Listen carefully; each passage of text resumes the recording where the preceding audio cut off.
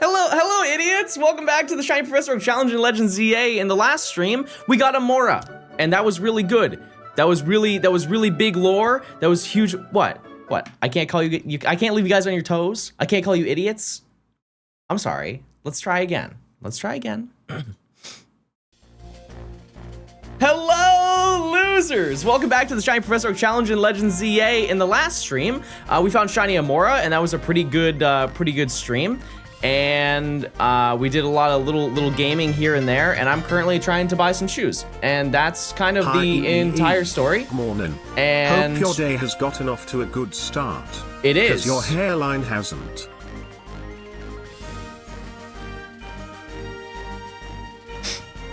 That was not nice. It was not nice at all. Am I not nice to you guys? Am I not kind and thoughtful? Why not say nice things to you? I'm really trying out here, guys. I'm really trying. Your hairline is perfect. Mods, ban that guy. They're not matching the lore. Anyways, our game plan today is we're gonna go for Shiny Aerodactyl, and that is going to be a little bit difficult just based on our previous track record. To give you an idea, Tyrunt took 5,040 encounters and Amora took 6,660 encounters. Bad for both of those monsters. So, maybe we're due. Maybe we're due in a way, who knows? So let me show you what we're working with here. I don't think we're gonna get to 7,000. That would not be kind or thoughtful. Oh, sorry. You just caught me aura farming.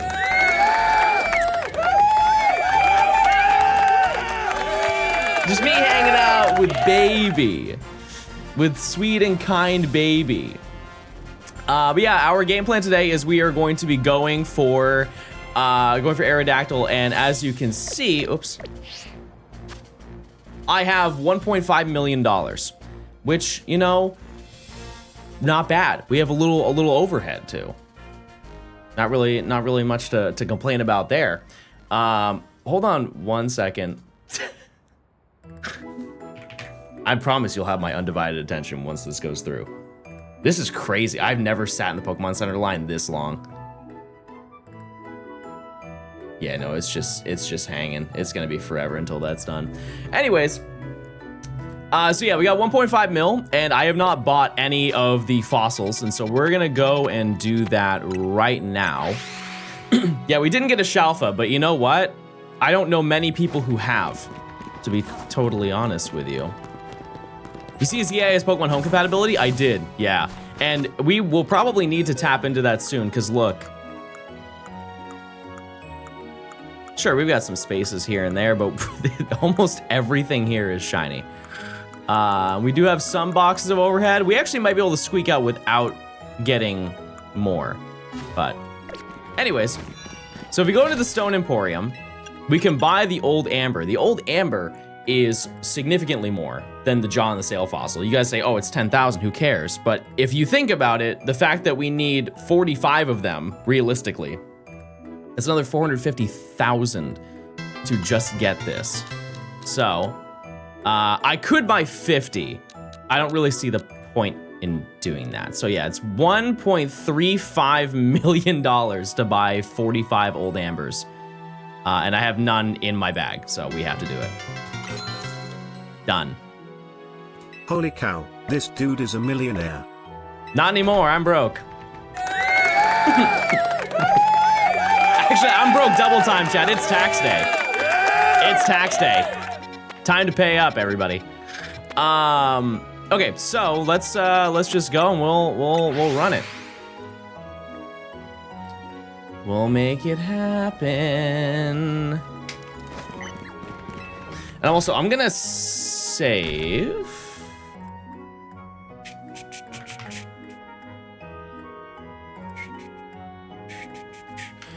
Okay.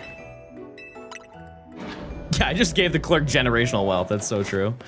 Okay, so what we're going to do is I want to have an empty box right here, and then I save it to game. Mods, you want to do a prediction if I get it in the first 135? Please and thank you. Smile. Yeah, I think we're ready to ride. Make sure the box is right. Box is good. Is there any in the second? Nope. All right. How many did Amora take? 6,660. Very bad. What director's commentary we'll be getting today? I don't know if we're gonna do a director's com today. I'm just gonna try and enjoy this oat latte. I had it. This is from Trader Joe's. I had it. It smells totally fine until you drink it, and then it's the worst thing ever. Good. Tastes good. Wait, it was actually fine. Wide Wawa. Oh, no, I just had to drink more. Oh my God. What did they do to that? What in the world did they put in that? What in the Heckington? Gross, chat. Gross. Anyways, so yeah, that's our game plan today. Is we're gonna do a little bit. Wait, am I crazy or is that shiny? Maybe I just haven't seen the box sprite for it yet. No, I think it. No, I think no. I don't think it was. Hold on. I had to get used to the box sprite. Maybe I'm wrong.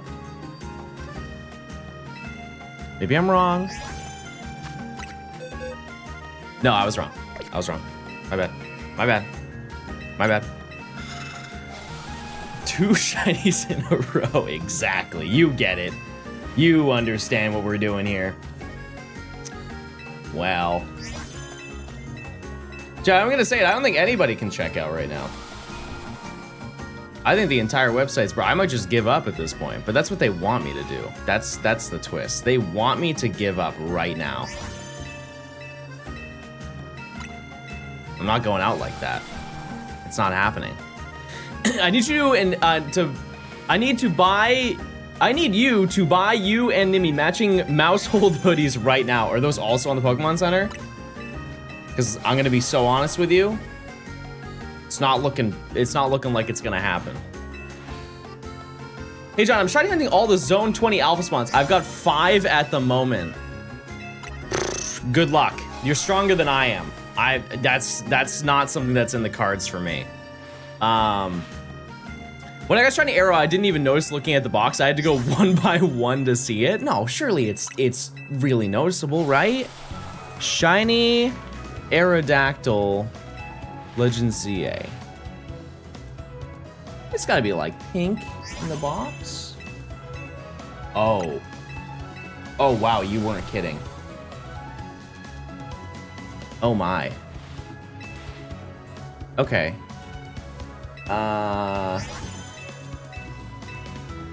So this is good to be mindful in the future. Wait, where's the photo? Here it is, everybody. This is what shiny Aerodactyl looks like in the box.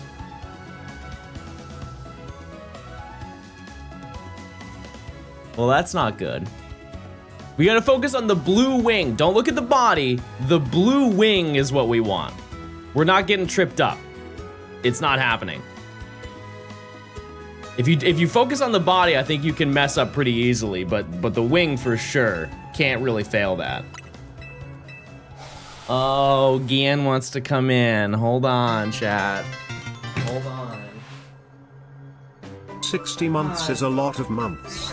Low-key kinda thinking about getting the Mimikyu shoes, but I don't know if I'm ready to move on from my Vans. I love men.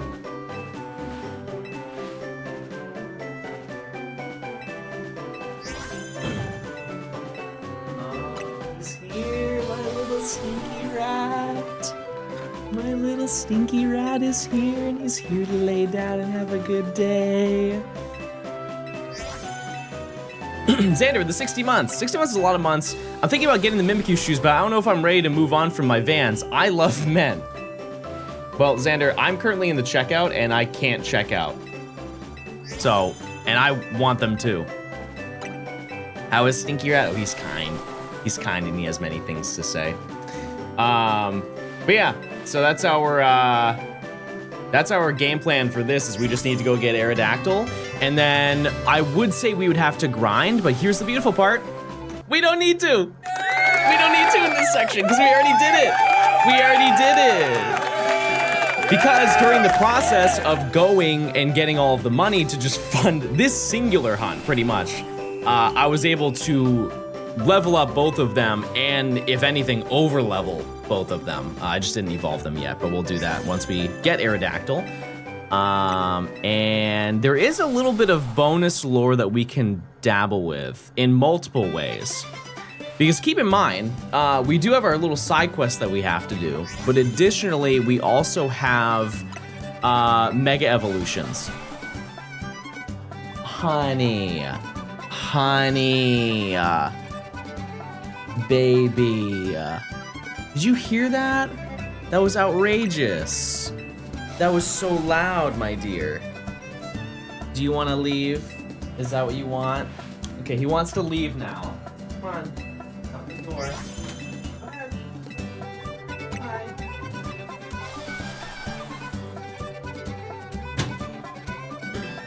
Okay, he's gone now. Now we can party. Now we can party. Well, okay, so what I will say, chat, is though, even though I'm probably not gonna get these shoes, the day that these dropped, another pair of shoes dropped, and I got those instead, and they were significantly better than these.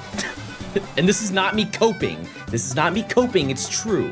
The other pair of shoes I got were significantly better than these. So, I'm at least up in that regard. Why don't you show baby? Because it feels like coat. What's the other pair you got? I think this is a very niche thing, because this is one of those moments where I feel like people will be like, oh, I didn't know John knew ball. And normally I don't say it like that, but I feel like this is ball knowledge.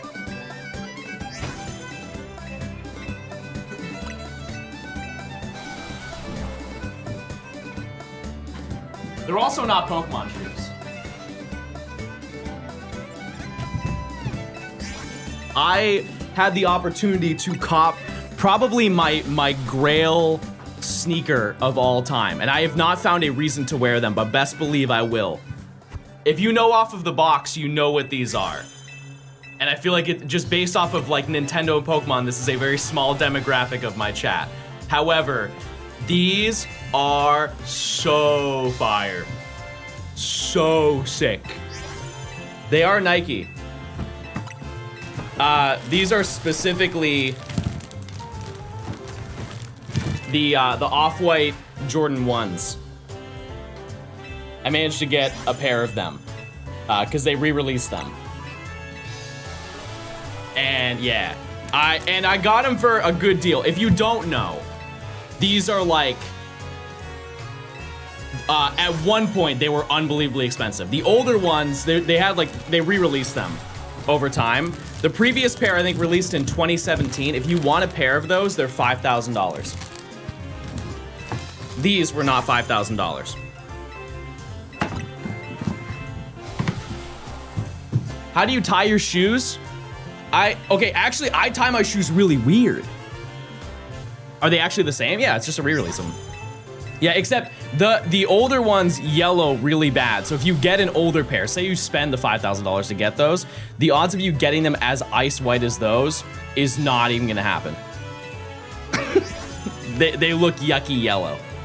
Are you ever gonna wear them? Oh yeah, no, I wear my shoes, chat. I don't buy them to scalp. But yeah, and what I will tell you, this is the unfortunate reality, is some people may not know this, but there is a lot of bleed over from the people who collect the Pokemon TCG cards and the people who collect shoes. If you want to be mad at anybody in the scalping community for Pokemon TCG, you can be mad at the sneakerheads because pretty much all of the people who scalp sneakers, once sneakers died down, they went to Pokemon cards and then went to One Piece. And so, as I've said before, if you really like sneakers, this is the time to buy sneakers. It's probably the best time ever to buy them. Because you can get them for not close to retail, but you can get them at least way cheaper than they used to be. Or Jordan 1's your favorite? Yeah, probably. I really like the 4s though. All right, check number 1, chat. Do we just knock it out right here, right now? No blue wing. Okay. No blue wing. Also, I didn't set a timer last time. Yeah, I think 1s look the best. They kind of go with everything. 4s look sick. I like 5s. I like 13s. Which I think may be a hot take for some. Like the cap and gown 13s are sick. Wait! Wait! Let me through! Let me through! They didn't let me through. Never mind. I'm really trying over here, chat. I'm trying. Anyways, but yeah, we do have Mega Evolutions that we can get. Obviously, Aerodactyl is one of them. And there are some previous ones we haven't done. And we could go through the effort of shard collecting. We can go sharding if you guys want to. It's really not that bad early game. I know that in post game, it's like DLC post game. It's really, really easy to farm shards. OG base game post game was annoying to farm shards because of the fact that Lumio's tower is gone. Spoiler. But because we haven't got to that point in the game, we can farm an insane amount. And I believe that I used all of my colorful screws. I invested them properly. And I think that we max shard. Are you obtaining every Megastone before each rank because they count for the Mega Dex? Here's the thing, chat. I didn't do it. But also, I don't really care that much, to be honest with you. I don't care too much about that because we already get the shiny. It doesn't change the shiny Professor Oak. It changes the Professor Oak, I guess, in a way. But yeah, we can get him in this section. It's not many that we missed out anyways. There's a lot that we have to get in this section because there are a lot. How many are there? 14 Mega Stones you can get in this section. The previous section, there were 3 and we got 1 of them. So the fact that I missed out on 2 of them, I don't think people are gonna really, really care that much, you know? If I outright missed a Pokemon, I think that's totally valid. But a Mega Evolution, like I can get a Mega whenever I want. Are there any side quests in this section that require you to give away a shiny? There probably are. I'm really not well versed in that, to be totally honest with you. But yeah, I think so. On an unrelated note, chat, would you like to do a daily game? We can rip through a couple of our classic daily games that we have been doing. We have the time.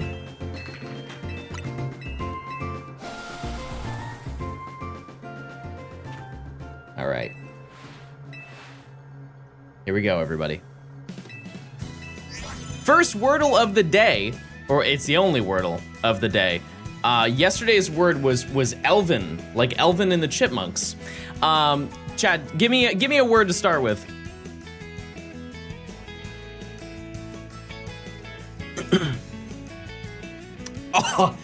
Oh.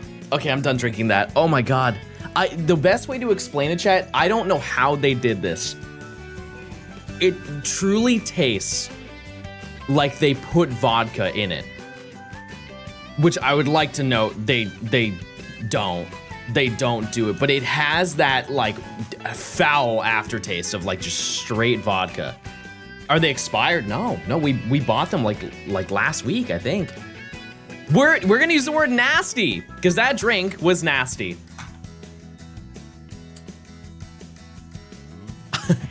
Yes, sir. Okay. How about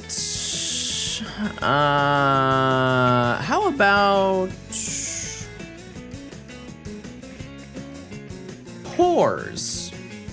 We all have a lot of them. Okay, that was good. That was good.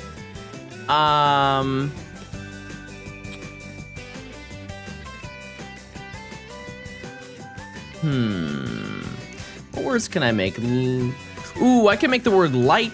It's reusing T, but that's okay. Not bad, not bad, not bad, not bad. Okay, now let's try and use some of the letters that we have now to kind of formulate something here. How about, has a Y in the, somewhere that's not at the end.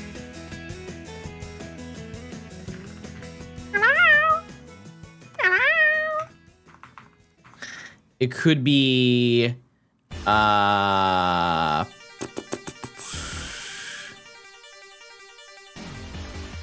wait, it could, I'm gonna do Elvin again. Wait. Okay, so the E and the L are not there either. Jeez, okay. Wait, this one's kind of tough.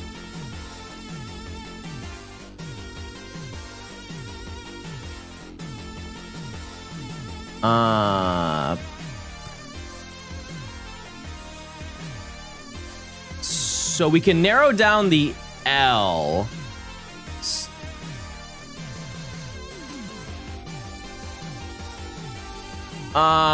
Ooh, wait, actually, delve. Because it's the final location for L, and it also covers both locations for E. Okay. Okay, it ends with LE.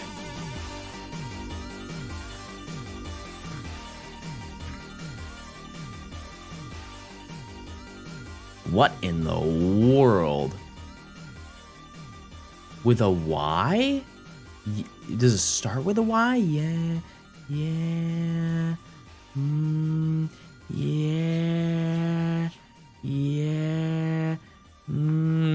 Just making noises at this point.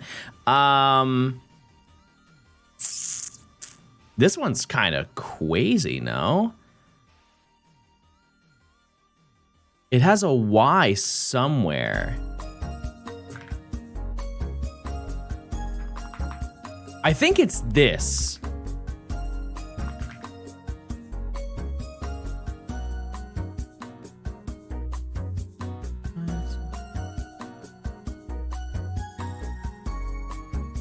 Bile? No, that's 4 letters.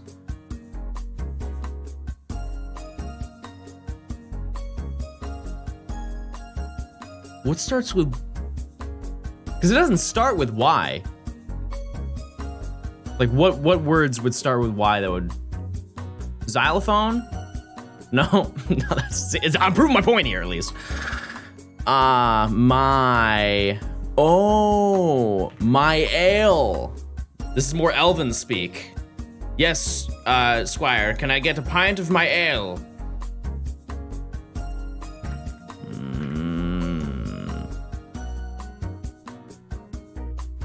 Oh! Cycle. Chad, have you ever seen the video? Good day, good day. The video of like the TikTok live, and he's like, it's like 2 guys arguing on TikTok live, and he's like, yeah, that's because they're like arguing with each other. He's like, no, that's because you're psycho. And he looks at him, he burps a little, and he's like, hell no, I ain't psycho.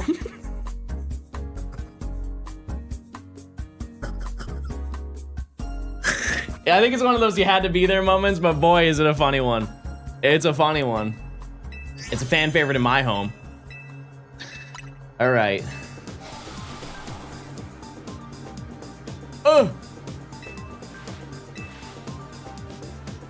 Wait. Wait. Wait. Wait.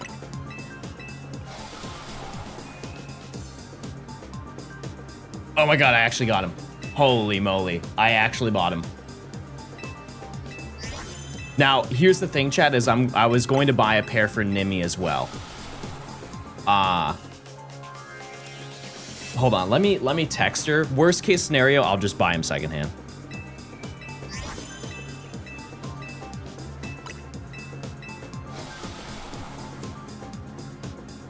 Jeez. Jeez. All right, it's almost check time, everybody. Can't you both share a shoe? That's true. How are you finding champions? 2 feet. We got 2 feet over here. 2 feet, 2 shoes. But we got 4 feet. We could get 3. What video are you reacting to today? We could. We definitely could react to another video. All right.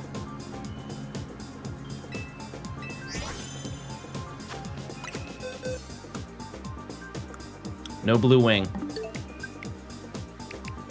Chat, John just asked me about my feet. I know, because I'm trying to buy you the Mimikyu shoes, okay? I'm trying to buy you the Mimikyu shoes because I was just able to secure a pair, and it took me 35 minutes to get through checkout.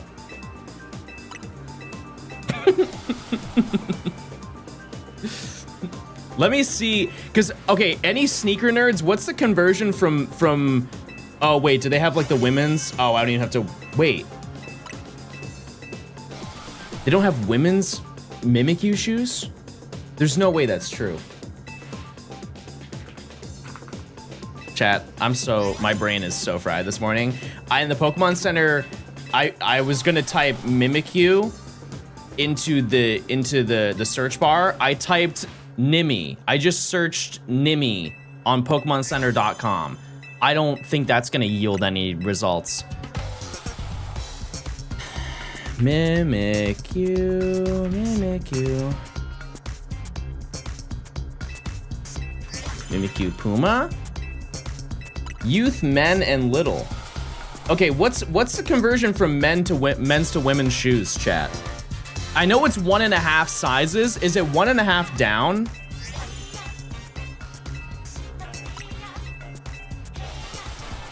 Yeah. Men is 1.5.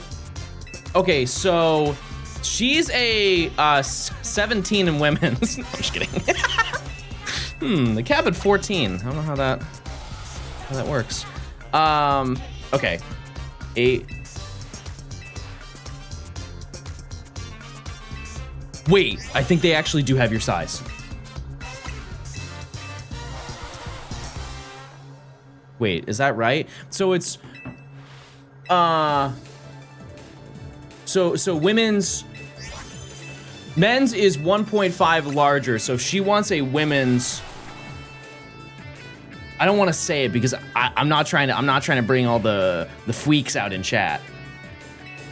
We found out. We know now. I think that's right.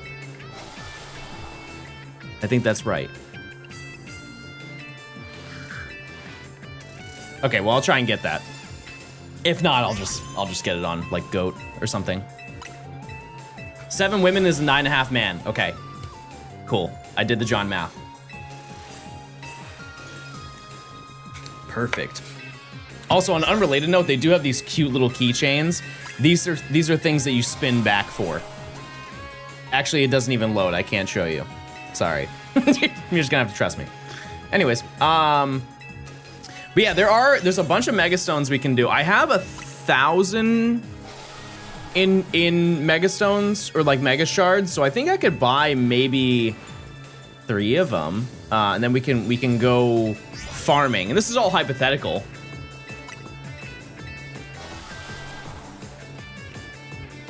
It's all hypothetical.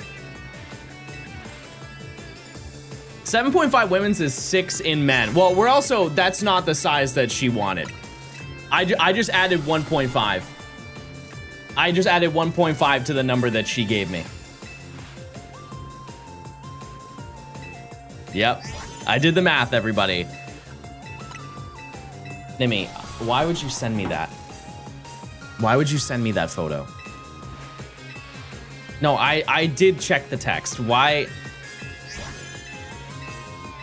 Fine. She wants me to show this to you, chat. Why? Why? Why would you? What is the reasoning? What is the reasoning to show that to me? It is 9:39 a.m. It's 9:39 in the morning. I think we could have lived without that.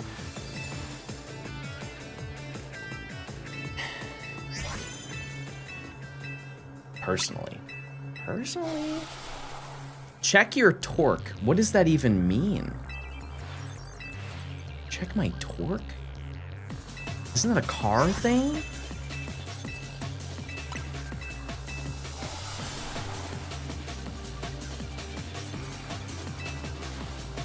I feel like I'm out of my element right now. What's another daily game? Ooh!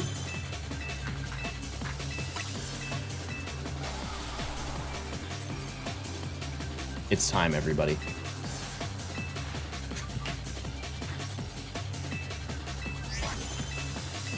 Oh, okay.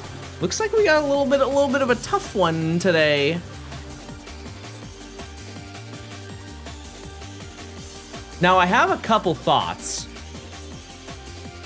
as to what this location is, but I am being thrown off slightly. These trees scream Generation 3, fire red, leaf green. However, this initially reminds me of the grass. Oh no. Okay, never mind. No, I'm just crazy. This is I was gonna hesitate because my first thought was this is south of Four Tree City, so this is like Route 120, because that's the maze that's in Route 120. And I was wrong. Oh, wait.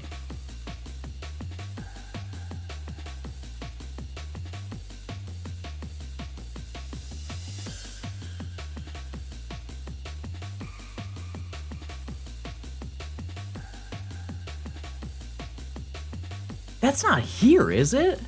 Because there's no characters. Is this a Sevi Island location? Yeah, because there's no people here.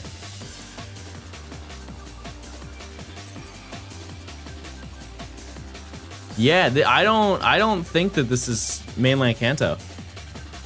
I just have no idea where this is.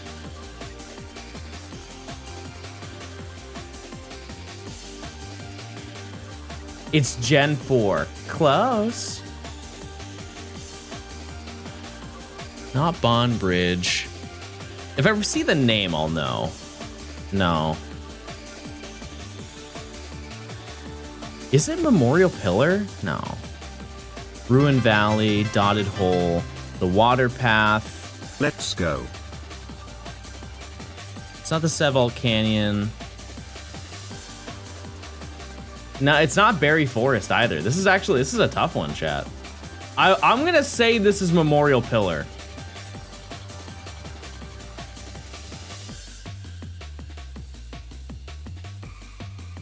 Mostly because that's the only one I didn't recognize.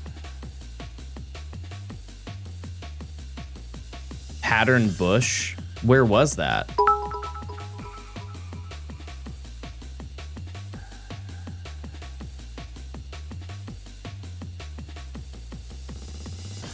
If I saw that, I would have definitely clicked it.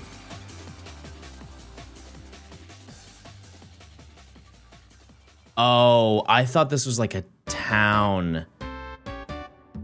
That's on me then. All right, whatever.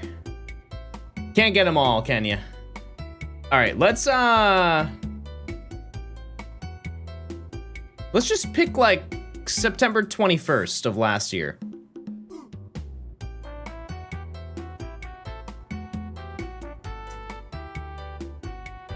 Is this not Dragon Spiral Tower? I want to say this is Dragon Spiral Tower.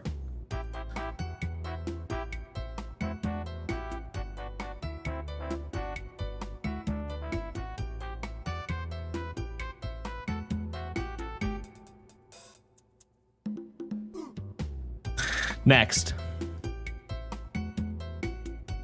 Oh. I mean, this narrows it down very easily, but I have not ever seen this painting, so I don't know where it would be.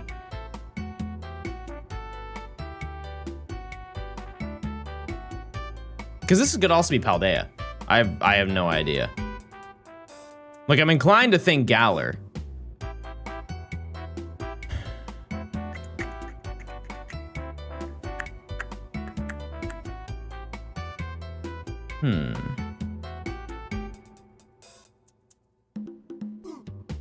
Is it...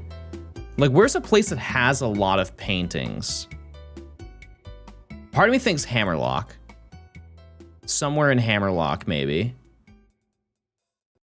Has brick. Hammerlock has brick. Definitely not Spikemouth. Hulbury. Could be Hulbury because it's water. I'll try Hammerlock. Let's see. No, it wasn't. Oh! Is this Route 10? Like, isn't that the gate entrance to Route 10 here? Or sorry, Route 8, I mean. To get to Sirchester? Like, once you get out of the desert location? What about down here?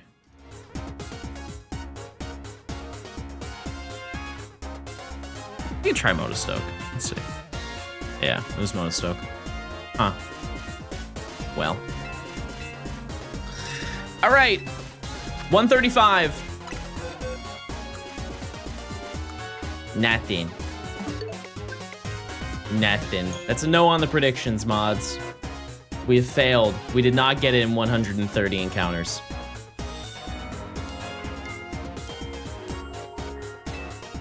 Hold on 1 second.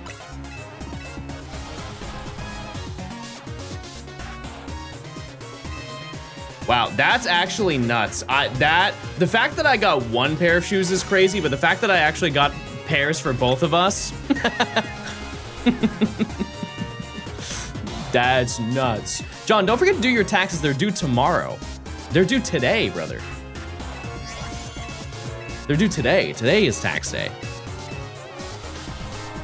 Oh, it's due tomorrow.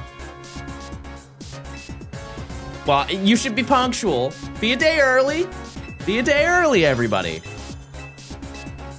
I would appreciate me telling you a day early rather than a day late, you know? Does your Switch have HDR enabled? The colors look a bit off. I mean, it probably does, but I don't think it would make that dramatic of a difference if I turned it off. I can. Let's do it. Let's do a side by side here. Okay. So we do this. Just took a screenshot, and then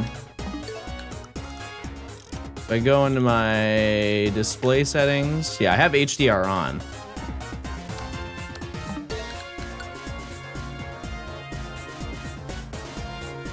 Yeah, that looks exactly the same to me.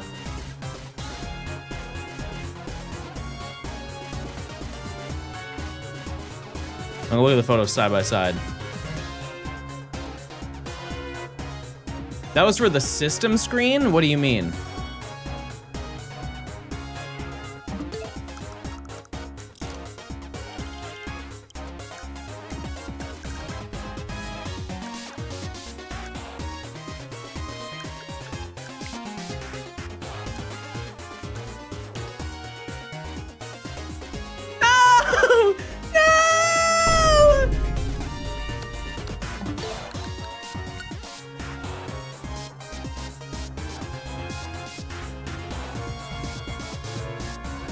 Okay, let me look at these side by side.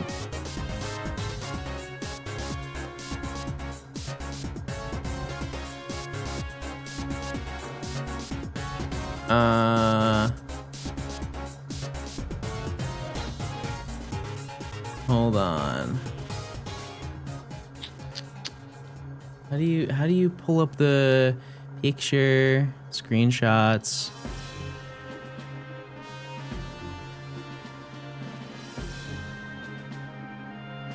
I mean, I don't really see that much of a difference, chat.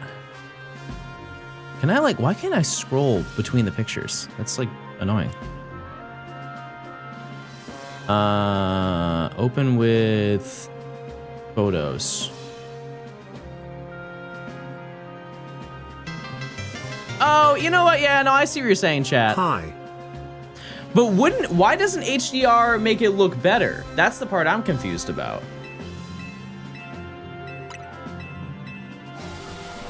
Isn't the whole point of it to make it look better? How do you feel about Johnstone shinies on YouTube? Cool. As I've always said, chat, you can make clips and videos of me. I'm not gonna take it down. I don't care. I don't care at all. The only thing that there's actually only two things that I don't like. That I've just, and this is not like Johnstone shinies, this is just in general, I have seen other channels do this about me, is one, make AI thumbnails of me. It looks really weird and uncanny and makes me very uncomfortable. Second, is when when channels imply that it's me running the channel. That I don't like either. Because then I feel like in a way they're speaking for me. Like to twist it on your end, imagine if you had you went online and you saw somebody who had an Instagram account and they were LARPing as you. That would be really weird, right? That'd be a little bit uncomfortable. It would be a little bit peculiar if that happened to you. That's insane you have to deal with that? No, I mean, Chad, that's, as a streamer, that's normal. I encourage people to make channels. Like, the people who run Johnstone Pokemon channels, I am sure that they make a very, like, solid amount of money from doing it. Like, if I can eat, why can't you? That's the way I see it.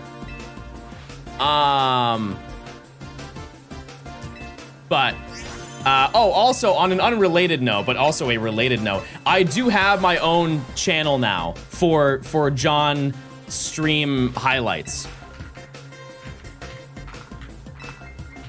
And I uploaded 2 videos in the past day.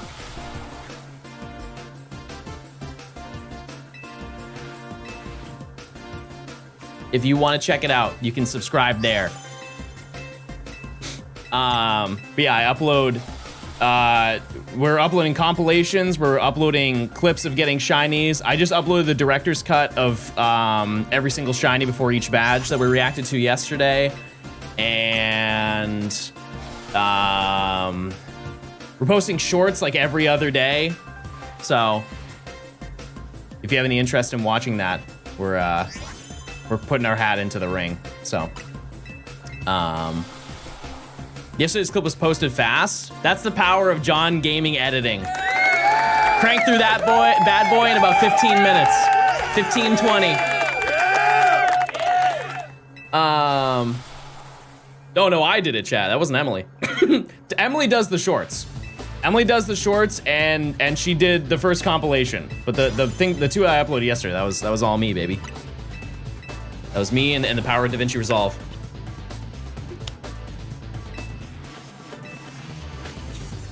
But yeah, if we get a shiny, I'll probably just post a clip of it. It doesn't take too long to put together. Johnstone Stream is gonna put Johnstone shinies out of business? No, that's not my intention to do it, chat. It's just, you know, like the more of them there are, the more visibility that I get. It's not to like outdo anybody. And realistically, the time that it's gonna take for me to even get to the view count that Johnstone shinies or any of the other clip channels get is gonna take a long time. It's like, even though I have the knowledge to grow a channel, it doesn't mean that I'm just gonna get instantly lucky. It's all a game. It's all a game. Is there a video of John listing every single Pokemon? No, we could do that. We can start right now. Bulbasaur. I'll do it off the top of my head. Ivysaur, Venusaur, Charmander, Charmeleon, Charizard, Squirtle, Wartortle, Blastoise, Caterpie, Metapod, Butterfree, Weedle, Kakuna, Beedrill. Oh, I forgot the rest. Oh. I forgot all of them. You should play Pokemon Quiz. I did that, and then I watched Matt do it. Humbling experience, chat. I think it took me, what, 27 minutes to name every single Pokemon from Gen 1. Matt named every Pokemon ever in like an hour. I did one gen in half the time it took him to name every single Pokemon ever.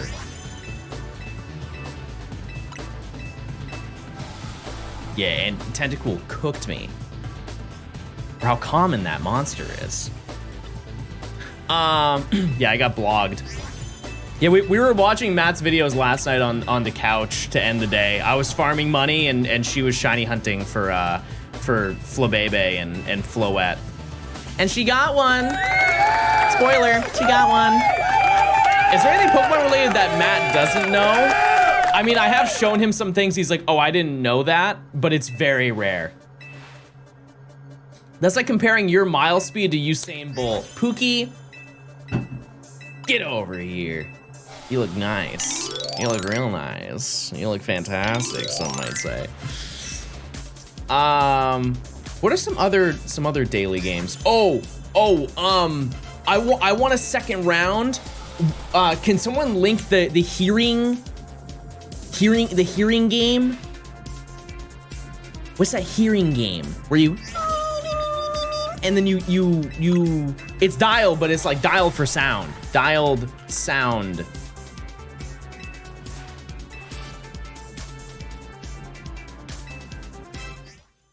Okay. Oh, it's actually check time.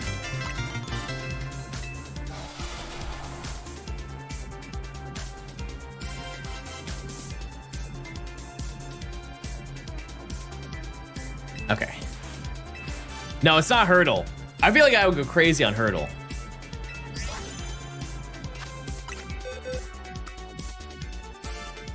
Wait, why did the timer go off and I didn't check all the eggs? That's weird. Have I not been checking 100? No, I definitely have. Or yeah, it's not eggs. Whatever. You know what I'm talking about. All right. Well, we'll just check in a second then. All right. It's gonna play a frequency and I have to match the frequency to the sound. Okay. Here we go.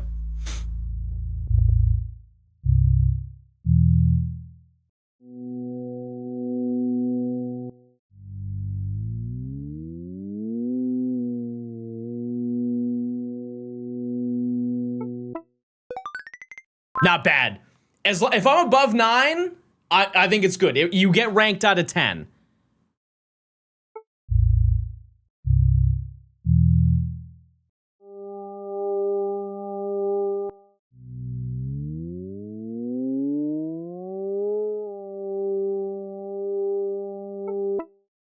Woo-hoo! That's what I'm talking about. I'm 2 for 2 in my eyes. 2 for 2, baby.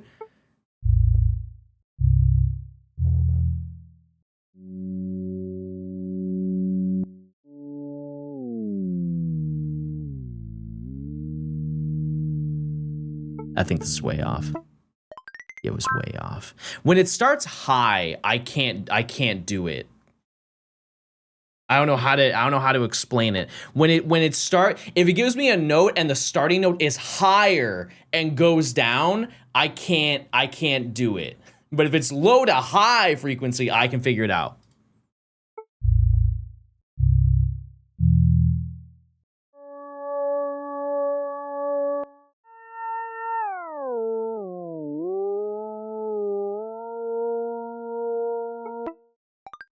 See, like I just can't, I don't have that in my brain. I just don't have it in my brain to like, to go down frequency, but up, I like nail it every single time.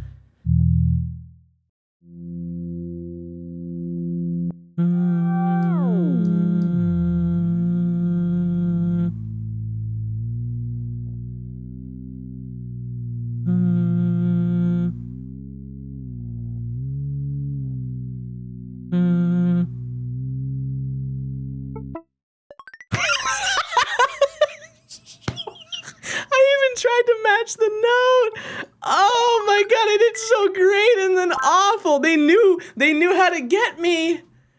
They knew how to get me. Okay, let's do the daily one.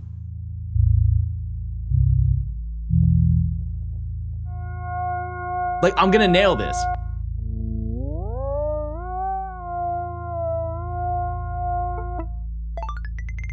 Okay, I didn't nail it, but you see, like, how quickly I'm able, like, I know that.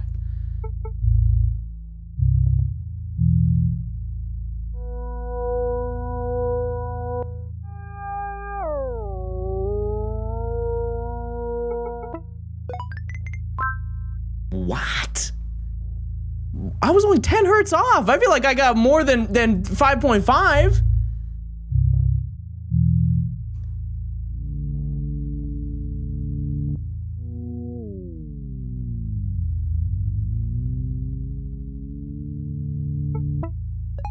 Okay, I think I know what I need to do. I have to go below to then go up. Why does that make more sense? Why does that? Because you saw what I did. I went intentionally low to go up to find the sound. Maybe that's the meta, but I feel like just as a human being, I should be able to just do it naturally without having to force it into my weird brain.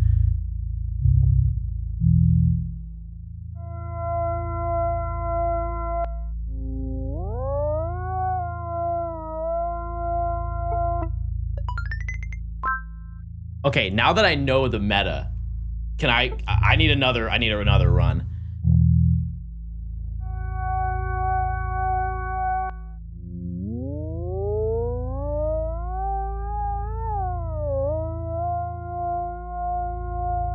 I don't think this is right at all. No. Yeah, I forgot what it sounded like. Okay, that was bad. Okay. So let's run it back. Let's run it back one more time. I'm gonna use my knowledge now.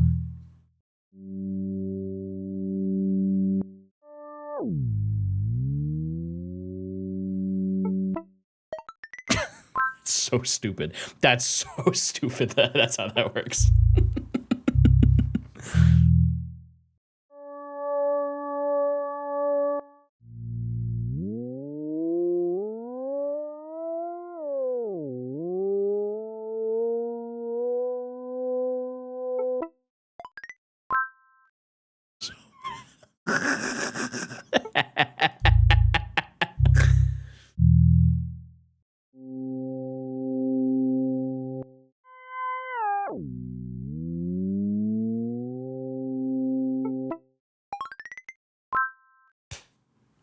Yes! Yes!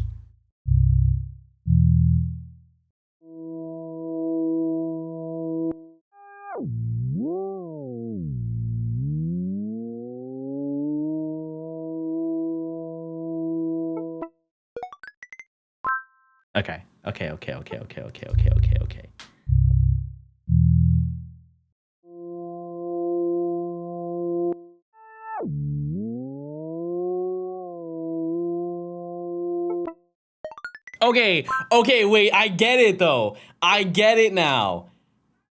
I get it. That's pretty good. That's my best one ever. That's pretty good. I'm not mad at that. And to the people who are judging, go ahead, try it. Try it. And don't just try one and be like, oh John, I got a 9.3 on it. No, go ahead and try do all of them. Do all of them and then come back. The one that I think I'm actually worse at is the color one.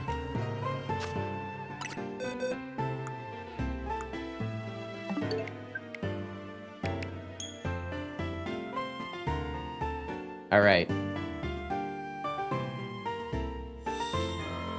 What's the, it's just called dialed, right? Dialed.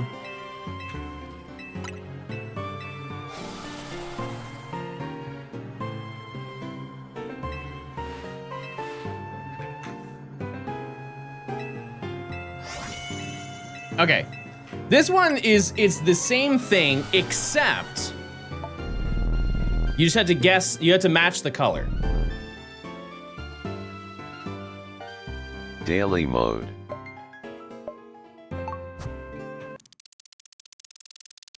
Purple. Burgundy. It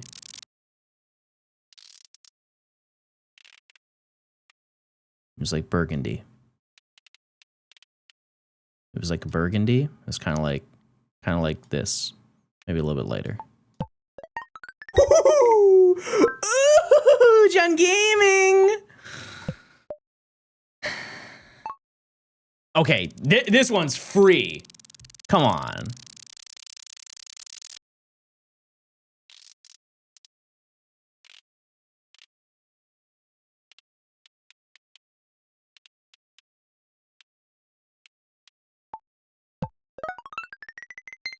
Okay, I got a 9. I got a little cocky. I got a little cocky on that one. Why is it all red? It's like a reddish pink.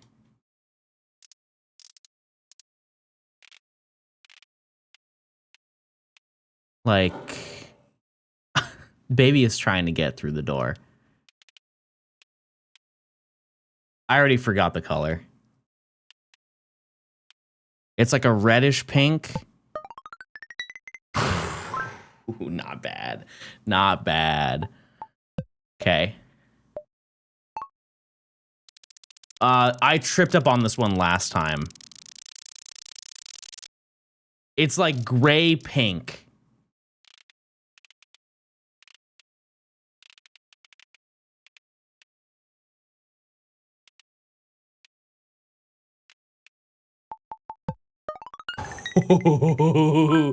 Can I go 5 for 5, Jack? Can I knock it out of the park, please?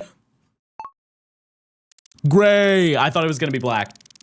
It's a blue gray, like really. Okay, so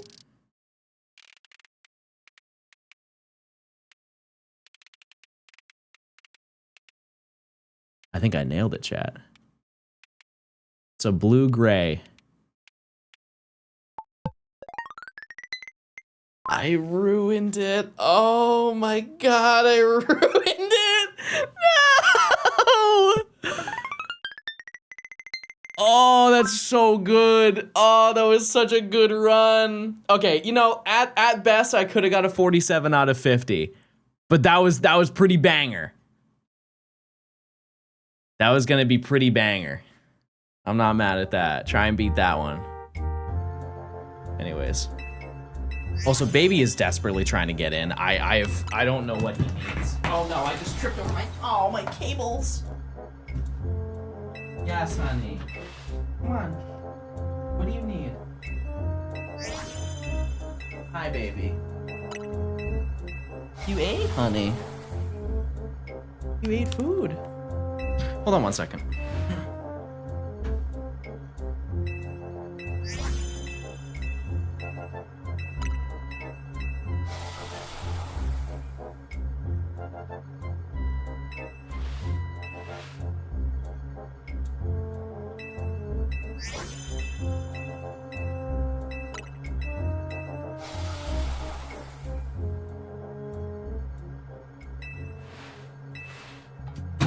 Chad, he's a smart, thoughtful little boy.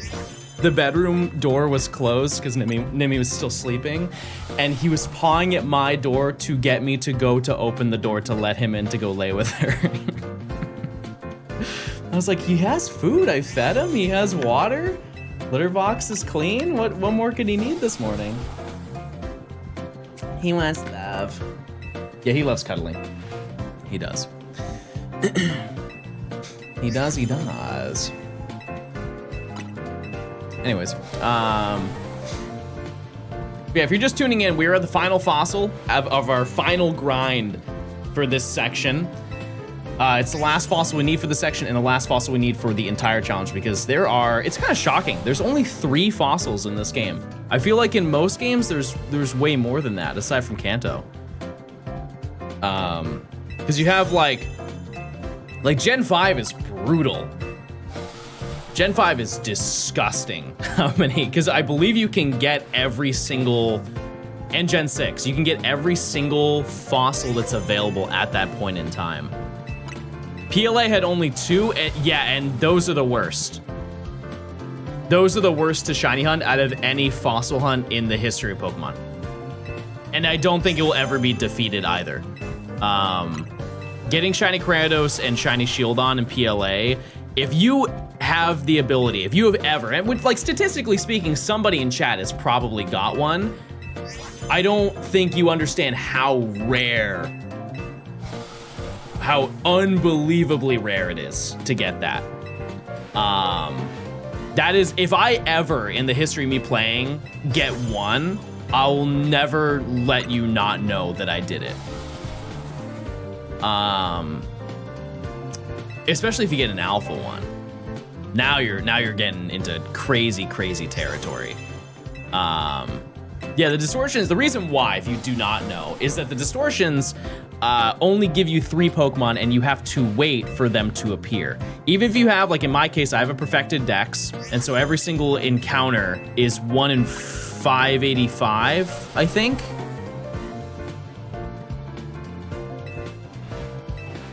I think it's 1 in 585 if you perfect your dex for any entry.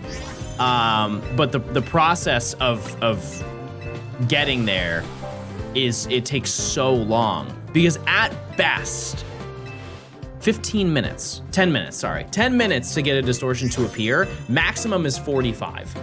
And based on probability, if you have a perfected entry for that Pokemon, it takes about 2,000 hours to hit odds. 2,000. And an overwhelming majority of that time is you just standing there waiting. Nah, it's not 3 per hour, but I mean, you could get pretty close. You can get pretty close. Yeah, I have never seen somebody go out of their way to shiny hunt it because of how much downtime it is. Like, I've never seen somebody exclusively dedicate time to just sit there and do nothing. It's really one of those things where you just throw it up on the side and you check. The annoying part is you have to check so consistently. So you can have another hunt on the side. Like, we could be hunting for something else in this game while we're hunting for a distortion shiny, but you have to check basically every 10 minutes. Just to see if you get a notification that a space-time distortion appeared. And that's just a lot of distraction. And so a lot of people just don't care to do it. And I tried for a little bit, and I want to say, like, I did maybe 50 encounters and gave up. It's not for the faint of heart. And keep in mind, it's 2,000 hours to hit odds. And you've seen this hunt that I'm doing here, like, I went 1.5 over. Imagine doing another 1,000 hours for one shiny. Insane. Is this not what you're doing though, checking every 10 minutes? Yeah, but I get 240 encounters per hour, something like that. In PLA, you get maybe 6 encounters an hour. 6. Very, very different scenario. This is fine, because I just had to check all of my yields. But you had to check to just see if maybe a distortion spawned every 10 minutes. How many subs for that to be your next hunt? 46,000. No shot. And also, chat, you wouldn't want to see it. I think that some people, and I know you're obviously joking, but there are some people who have suggested challenges. And I talked to Matt about this, actually. He agreed with me. There are challenges that people will recommend for streamers to do, or like content creators to do for videos, just because of the fact that they are difficult and not because they're fun, not because they're entertaining. Like, I've been requested some absolutely just ridiculous videos that's just like, hey, if you do that, you're a god gamer if you pull it off.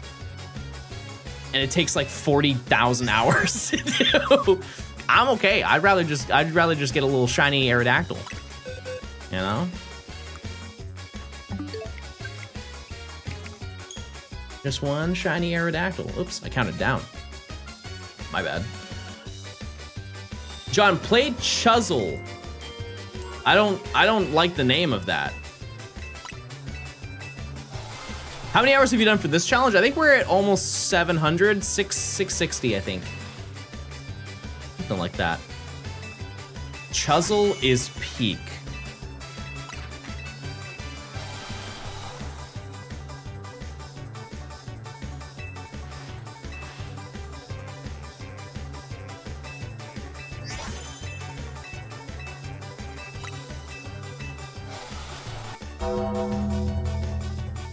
Chuzzle.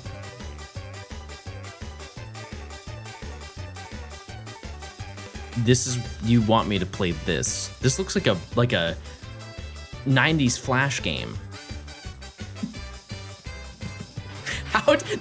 I've never heard anybody ever bring this up. Why are you guys all saying it's peak? I've never seen anybody ever bring up Chuzzle in the history of time. It's by the makers of Bejeweled. Bejeweled, like, they have longevity. They've been everywhere. I remember seeing Bejeweled on the NV3.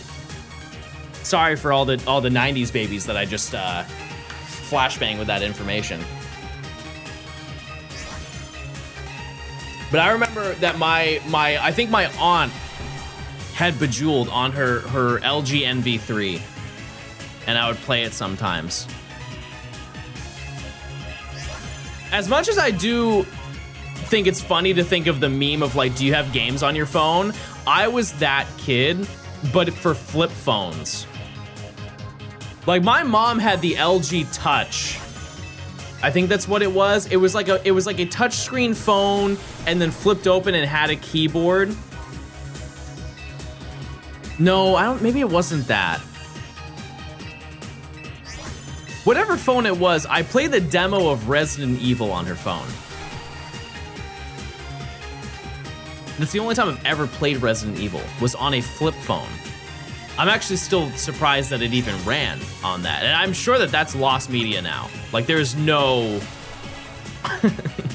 there's no way to play that anymore, but it was the demo of Resident Evil 2, I think? Or it was some like variation of a mobile version of it, but I just entered the stream and I wonder who's pressing the buttons right now. It's me. I have 3 hands. Just a little fun John Gaming fact for the day. Canonically, can you guess which baby I'm hunting on Route 230? Route 230? Oh, Togepi. Yeah. I had to think of where Route 230 was. I gotta say this, the route naming convention in Sinnoh is dumb. Like, so many routes are not named in order.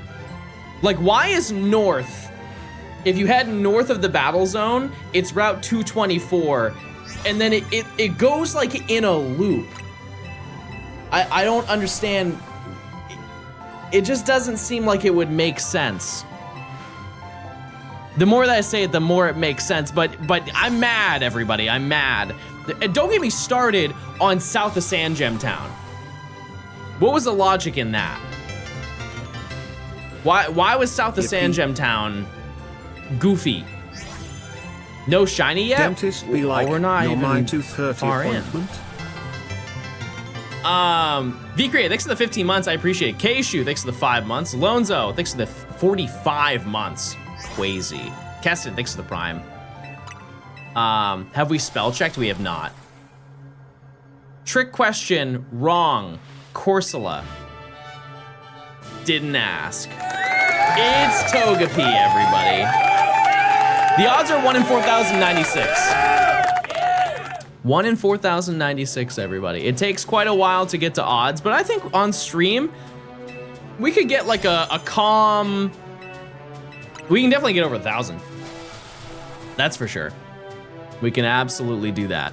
But in a perfect world, I would like to get this one way under odds. I think we have earned that. Or not maybe like way under odds, but like we don't have to go as crazy as we did for the first 2. And we get to jump into the next section after this, obviously. There are more sections. But as I've said many a time, we are pretty close to the end of this video, which is beautiful in a sense. But it should be, the next section is the last long section that we need to do, because there are 18 shiny hunts that we need to go for. And if you want me to, I can just rip through all of them. If you guys want to know, I can pull back the curtain on what we need to do next. A lot of it is very like surface level shiny hunt. There's only one that I genuinely think is going to be difficult to go for. And difficult is a very loose term. I don't think it's going to be that bad. So we have to go to Wild Zone 11. And that is, what is Wild Zone 11? Oh, it's the, you know when you're like running to take on, oh, no. The best way to explain it is it's the location where like if you go to the fast travel to the place where Houndoom is, you take a left. It's like the river that splits in the middle with the Clawitzer. And we need to get Stunfisk, Furfrou, Inkay, and Clauncher there. We could get a bonus shiny by getting Skrelp there as well, but Skrelp is available in another location in this section, and so I didn't prioritize it, but I'm sure I will probably find it. And I think the rarest thing there is maybe Furfrou. I have not ventured to that zone many a time, so. And then we have Wild Zone 12, which contains, I think, pretty much most of the rest. You've got Delibird. We need both Snow Run, but that's a 50-50, so that shouldn't be that bad. And I think it spawns more than anything there. We need Snover and Bergmite, both which are really, really easy to go for. And then Wild Zone 13, which is Scyther, Pinsir, Heracross, Phantom, and then Trevenant. The Alpha Trevenant needs to be obtained. Which sounds like it would be annoying, but during the course of going for Scyther, which is a nighttime only spawn, I'm sure across those 3 rare bugs we find Trevenant. Did he mention Delibird? I thought I did. Maybe I didn't, but yeah, we need Delibird, yeah. And then the final location is the sewers, and that's where things get a little bit tough. It's like the only hard section, because we need the aforementioned Skrelp, Noibat, Klefki, and then Litwick. And I think Klefki and Litwick are the only 2 that are truly going to give us a hard time. But I've hunted there before, and the encounters are very fast. Is the Wild Zone with Furfrou and Drampon not available? No, that's quite literally the end of the challenge. Delibird will suck? No, I don't think so. It would be suck to catch it, sure, but like encountering, getting the shiny, definitely not. Just because of the fact that it's a multiple spawn when you go into the zone. Are you gonna do an Oak for the DLC? I will. Yep, at some point, but it's not gonna be. Once we finish the main story of this game, the video is done. We're gonna do a DLC as a completely different video down the road. Just because I kind of wanna go play some OG Pokemon. Delibird runs away. May I introduce you, chat, to the power of saving your video game. I think we'll be good. I'm not too stressed about that one. I'll see it from a mile away. I need a break from ZA too, yeah. Yeah, I mean, it's more just like I yearn to play the older games constantly. It's just, it's always a different gen every single year. Like last year was probably Gen 3. This year, no. Last year was probably Gen 5. Just because I did the Gen 5 decks. And then we had, this year is probably Gen 3. Previous year was Gen 4. Yeah, we're gonna do Gen 7 this year in terms of like the Alola decks. We're not gonna do a shiny decks. We're just gonna be doing the Alola Ultra Sun and Moon decks at some point. Just because I can't even think of the last time, aside from the shiny decks, which it was very limited, when the last time I played Sun and Moon was. It's been a very, very, very long time, like years. So. Actually, yeah, I think the last time I played it is the last time I tried to make that video, which was 2020. It was the beginning of 2024. So over 2 years ago, I think was the last time I played.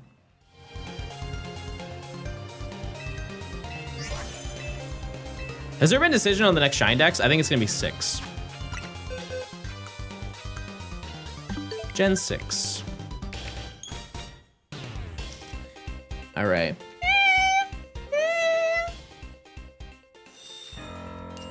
Yep, we're gonna probably do that at some point. We'll just have to see. Let's see what happens. We've got, like I said, we've got some big videos that are coming this year. This is obviously gonna be the largest one. There is another large one that I have planned though. You mentioned the Alola Nuzlocke during the Emerald Living Dex VODs. Yeah, I'm sure I did. Would you be bench resetting in Wild Zone 12? No, I feel like that area is really fast and there's not like, dealing with aggro Pokemon won't be as insane. Because a lot of the initial Pokemon in that zone when you walk into it all run away from you. And so I can run in, spawn all the stuff that I need before like Abomasnow notices me. I'm trying to think what is aggro in that zone? Like is Snover? I think Snover is just kind of like it just does that the entire time. I don't think he really is aiming to start a fight with anyone. Frostlass? Where's a wild Frostlass? Snover is aggro? Oh. Yeah, I mean like alphas will be aggro for sure. I know that. I'm saying like the regular Pokemon. Bottom line, I don't think I'll have an issue. I really won't. And we can hopefully find some cool stuff in the process of being there. And then once we finish that section, the rest of the game is almost a joke. Aside from Chespin and maybe Skarmory and Drampa. Everything else is just like we hunt it like we normally do and we find it, no problem, and move on. Shiny Alpha Frostlass, that was actually the first shiny I got in this game. Yeah, I think we're gonna have a pretty easy time. I am excited to go for Phalanx, just because from watching Matt do it, it looks like it's a fun time because you get the Phalanx and then you have the Froakie, the little Froakie hunt. I want to see how long it takes me to get a Froakie. Prediction? I think we already have a prediction going. We already have one going. If you figured out how soon you can get the Shiny Charm, I can get it as soon as I beat the game. There's some post-game lore. We can't get it at any point in the main story, no matter what you do. Even if you did everything that you could possibly do, you cannot complete it until the post-game. Because the Xerneas and Yveltal side quests give you 4,000 points. We hit the prediction resets. Oh, I didn't know what it is because I didn't make it. Mods, could you redeem that, please? But yeah, I think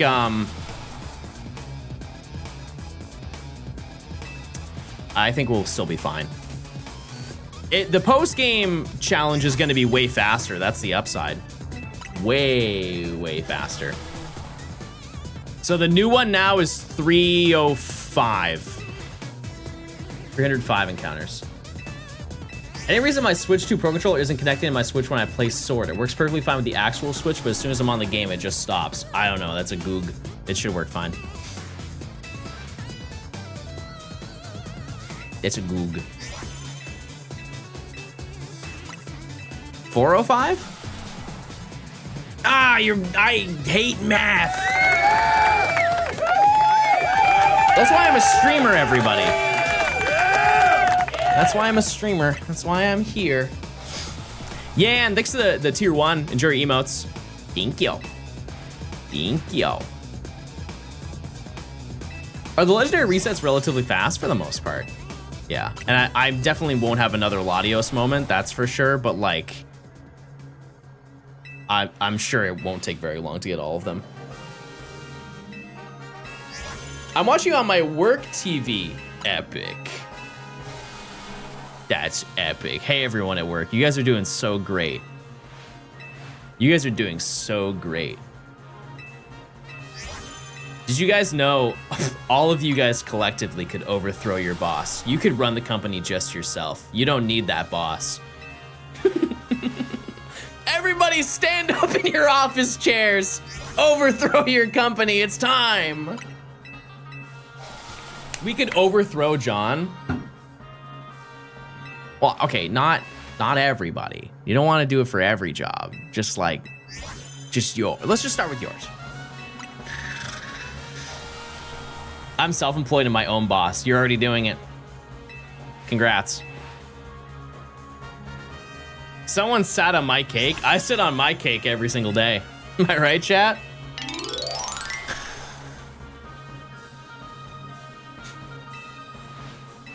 Has this man appeared in your dreams, and how much have you seen him lately? This man? Down there? No, I don't, chat, I don't have the Tetris effect with Pokemon shiny hunting. I don't get that. I do for some reason I get it for Minecraft, and I get it for any puzzle game. Like, I've definitely had the Tetris effect for like Baba Is You. Stuff like that. Shiny restore fossil. That's right. We are doing it. Why'd you skip over Hoenn for the shiny living dex? I didn't. You guys chose it. It is crazy. Everybody says that. I didn't know. I gave you guys the decision. If you guys look in the community post for my main YouTube channel, I gave you guys the decision to play Gen 3, and you guys said no. You wanted Gen 4. For the best. I mean, we'll get to it. We will. It's just it's an enormous dex. Which is why I want to do Gen 6, just because of the fact that it's half of the Pokemon. It is almost exactly half of the Pokemon that are available. Would you ever play modded Minecraft? Probably not. No. I mean, I don't even know what's in regular Minecraft. It makes it it's too overwhelming. I can barely handle the base game. I do remember when I was younger though, I used to play, I think I tried the Aether mod. And this was in what, 2011? I think. And before anybody brings it up, no, I won't play any Pokemon Minecraft mods. There are a lot of reasons why I won't do that, but I definitely will not do it. I'm sorry to disappoint, but it will not happen. Never in time. I yearn for John and Nimmy Minecraft streams. We've just been busy, chat. We've both been busy with stuff. So, but I'm sure at some point they will come back. Yeah, also, that's another great point. I already Pokemoned my life out. Sometimes you need a break, chat. My day from AM to PM is Pokemon. I don't need to find more ways to play Pokemon. You should play Rust. What I've been playing recently is Zombies, chat. I think I'm actually gonna queue up with some friends this week, and we're gonna do a few more rounds. We might run some Ascension. Is Nimmy John's wife? Yes. Yep. We're moving quick, chat. We're moving quick. What's your favorite anime? I'm not gonna act like I've watched anime, chat. I'm not gonna be that person. I don't think. Like, I've seen that's the craziest thing is I don't remember the names of them, the ones that I've seen. Yeah, I watched Sailor Moon. I've seen, is it Demon Slayer? What's the one where you eat the hamburger? First episode, he tries to eat the hamburger. That's not Demon Slayer. It's Tokyo Ghoul. I've seen Tokyo Ghoul. Actually, I went and saw the Demon Slayer movie.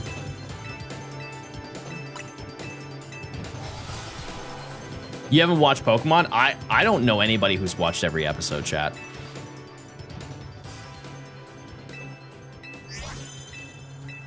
Yeah. What's your favorite Zombies map? This is another thing, chat. I'm kind of a fake fan. I didn't play during the goated era of Zombies, and so my knowledge extends from World at War to probably Transit or like Die Rise. Like I played OG Zombies. I didn't play BO3. I don't know anything about Origins. I don't know about like the insane Easter eggs. So you're gonna get a very like surface level answer. I think Kino is the easiest one to get everybody into. Like if you want people to play and you want to teach them the game, Kino is like so easy. Oh no, I actually played Cold War. I played Cold War Zombies too. I forgot about that. That was okay. Way different. I like Ascension. I like, here's where I do a mythic pull. I used to play Zombies on the iPod Touch. Type 1 if you ever did that. It was a very short-lived app. It was a very short-lived app. But you could play Cold War, or not Cold War, you could play World at War Zombies on your iPod Touch. And at the time, I don't think I had an Xbox or a PlayStation 3, and so I couldn't play World at War, nor would my parents buy it for me. But I knew that was a quick little workaround. And so I not only played it, I played like Nocturne and Toten on there, and they eventually added more of the maps. They added all the World at War maps. But additionally, I played the multiplayer with a kid from my school. Which I don't think many people did.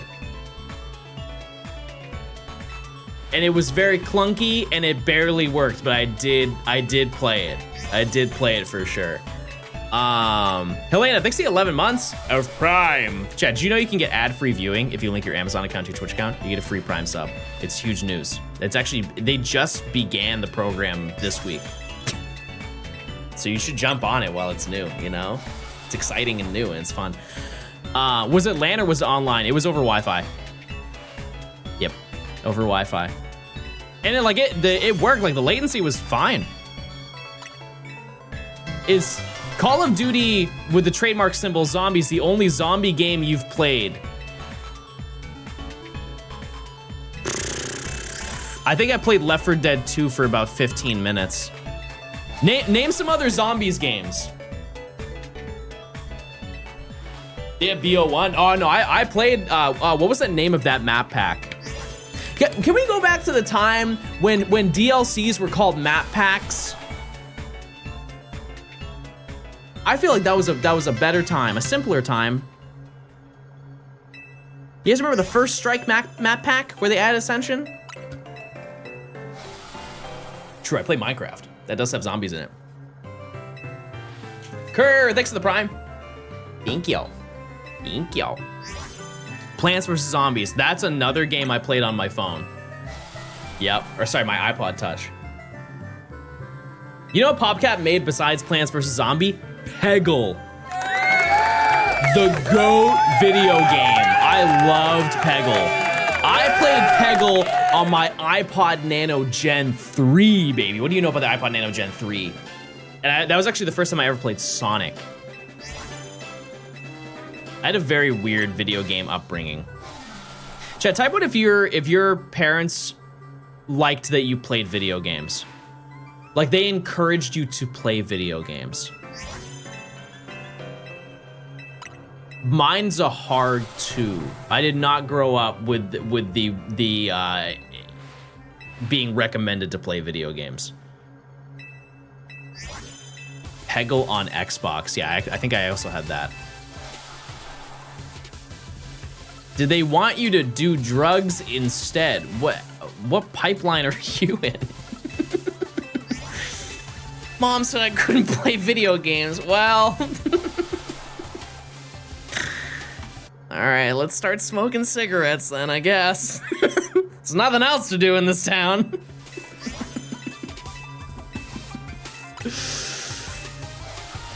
Yeah, like what's a childhood game that you played an insane amount that is not Pokemon, chat?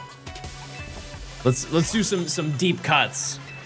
Cause like my deep cut games were like PC, like I used to play like Christian PC games. Sonic 06, Quasi. Hopefully you didn't get that as a Christmas present. Superstar Saga. I really should play every Mario and Luigi because I love Bowser's Inside Story. That game, I think I need to replay it because I speak so highly of that video game and I don't remember a lot of it, but I remember how much it impacted me as a kid. I remember just how much I loved playing that video game. It is also a game that I fear is too difficult to explain to you the storyline without me getting a lot of raised eyebrows. But the entire concept of the game is that you are inside of Bowser for pretty much the entire game. The whole storyline takes place of you being in Bowser.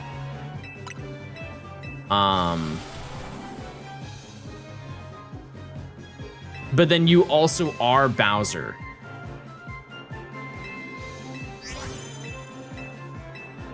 Like he sucks you into him. Jealous for real.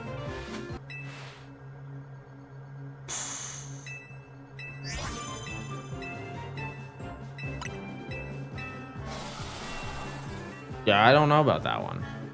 I don't know about that one, big dog. I'm gonna be honest with you. The precursor to Mario Odyssey? Is that true? It is a banger game. That and the DS era of like doing DS download play, it's such a shame that we don't need it anymore. They could absolutely make a download play. Actually, I think that they did for the 3DS and it was not as well like used as the original DS download play. I think, does the Switch have, aren't there some games that have like a download thing? Game share? I guess that is game share, but for example, the DS download play of Super Mario, of Mario Bros. I'll get the name right. There's a lot of weird names in that series. The DS download version of New Super Mario Bros. DS has content in the game that you can't even play on your own. Like you have to play with somebody else for them to be able to play the game and for you to play content that you can't normally play, which is a really neat feature. And like game share is an unbelievably great feature for a lot of people, especially in an economy where you can't really buy a lot of things affordably, right? However, that concept is so lost now. Like I can't think of a single game in the past 15 years that has had that feature. What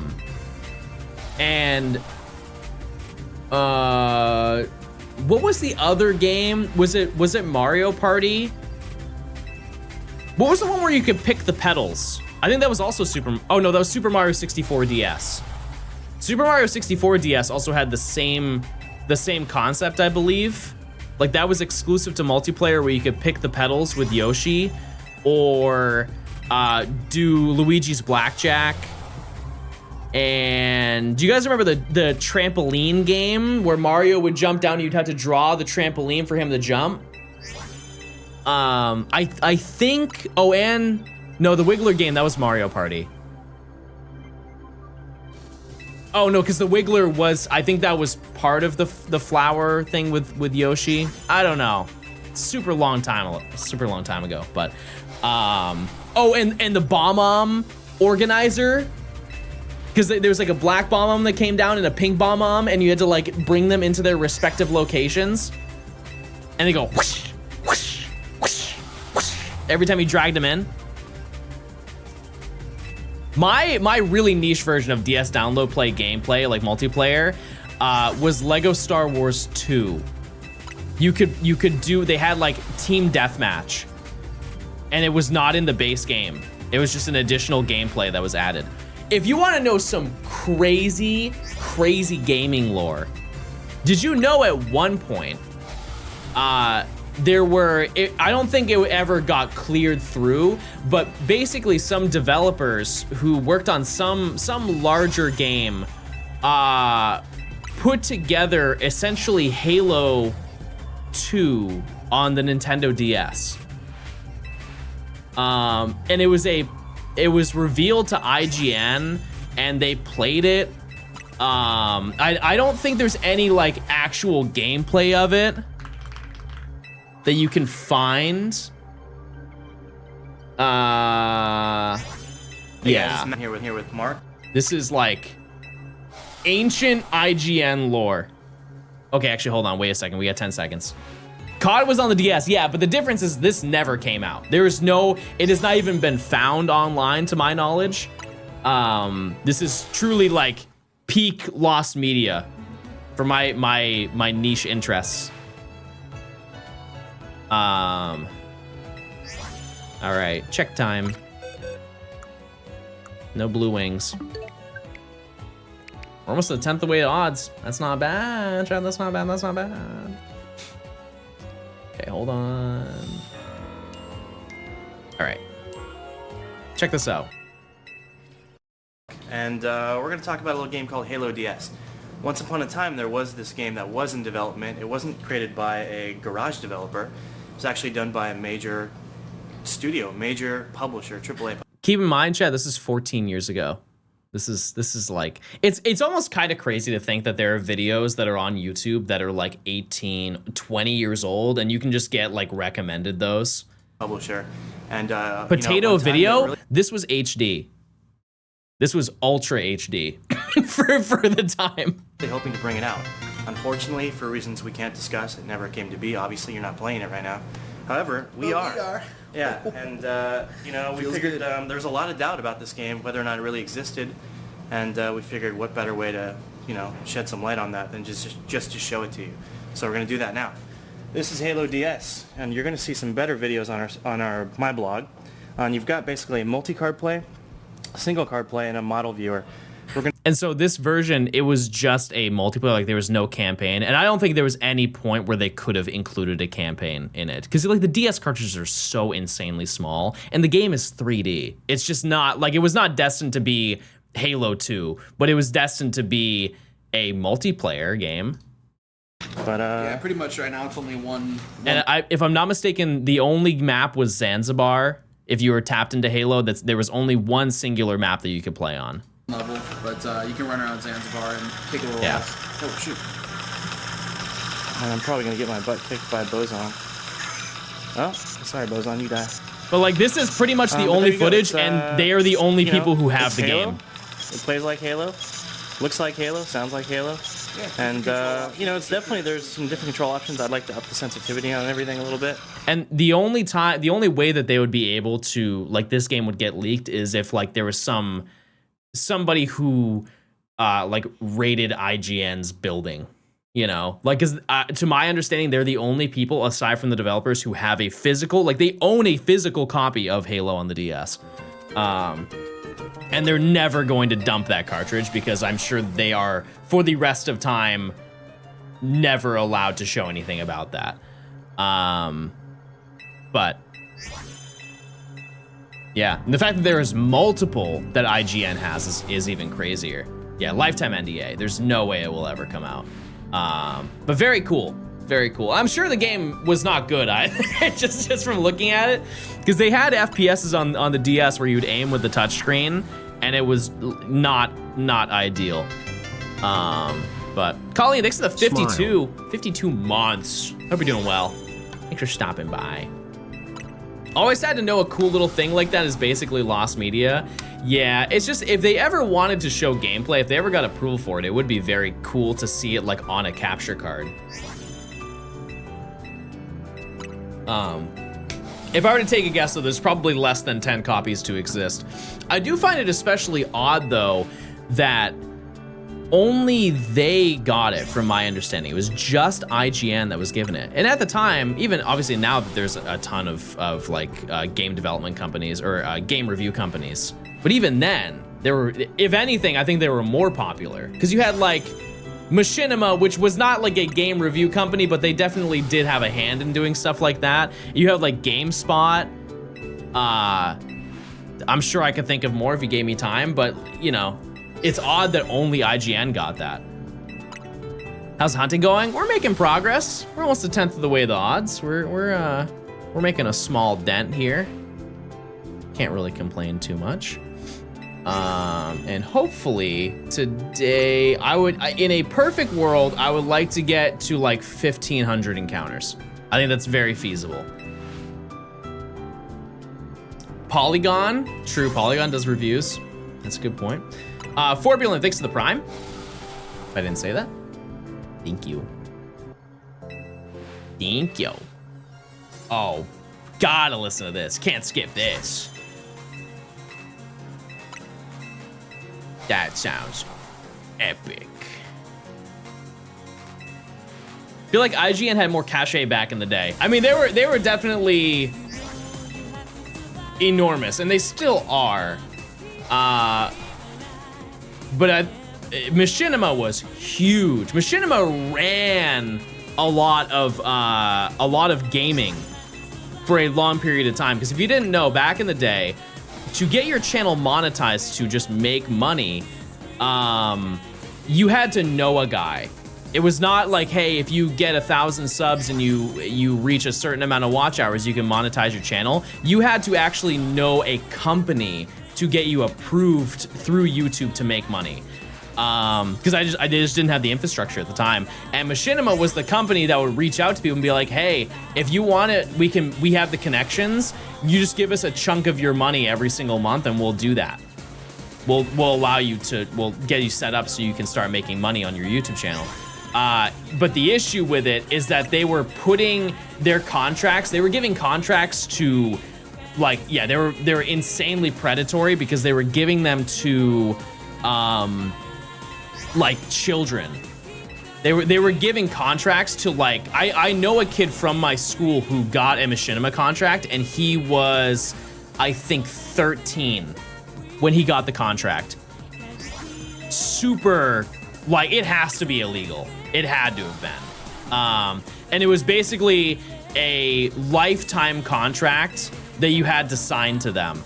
And people only got out of them either through going through an extensive legal battle to be like, this is super unjust, or just when Machinima shut down as a company. All those people got freed. But as unfortunate as that was, there was a lot of very important, like, video game content that was made through that channel. So lots of ups and downs with that one. But yeah, what YouTube channels did you watch back in the day, chat? Like, growing up? I'm kind of afraid to ask this question because I fear we're gonna get a lot of recent year creators, and I hope none of you say me. Don't say me. Yeah, Rooster Teeth. Yeah. Yep, lots of Minecraft. Yep. Yep, Stampy was huge. Yep. One crazy thing that I've seen some people say about, like, older content creators, so, like, I can't believe, like, because if you look at Stampy's current videos, I don't think Stampy really gets a lot of videos or a lot of views on their videos. So people are like, oh, they fell off. It's like, well, yeah, at some point you gotta. Like, you can't get 10 million views a video forever for your entire life. Like, those people, you know, the people who are watching are like, they have families. You know? It's gonna happen to me at some point. I don't know when, but it's gonna happen. Simon, thanks for the Prime. I appreciate it. Thank you. Justin Flynn. Yeah, it's I hope that he's doing okay, because he was the first Twitch streamer that I ever watched. Actually, he might have been the first streamer I ever watched. Yeah, and he just stopped because of like health reasons. Which is a shame, because I remember watching him. He was the first person I watched in the X and Y era that did shiny hunting. Like, he used to do radar and he used to do chain fishing. Like, every single day he was live doing that. And he hasn't streamed in the better part of a decade, I think. Yeah, he was very good at radar, and the crazy thing is he was good at it before people knew how to radar. Like, he had the general idea of how to do it, but he didn't know all of the information that we know today, just because like that data mining did not exist to the caliber that it exists now. True T Martin. Yep. Oh, Cooper, I don't know how I'm gonna do this video. That is honestly, that might be the best YouTuber apology of all time. Bro busted out his dog at the beginning, frame 1, holding the hands of his dog to do the YouTuber apology. It might be, that might be S tier.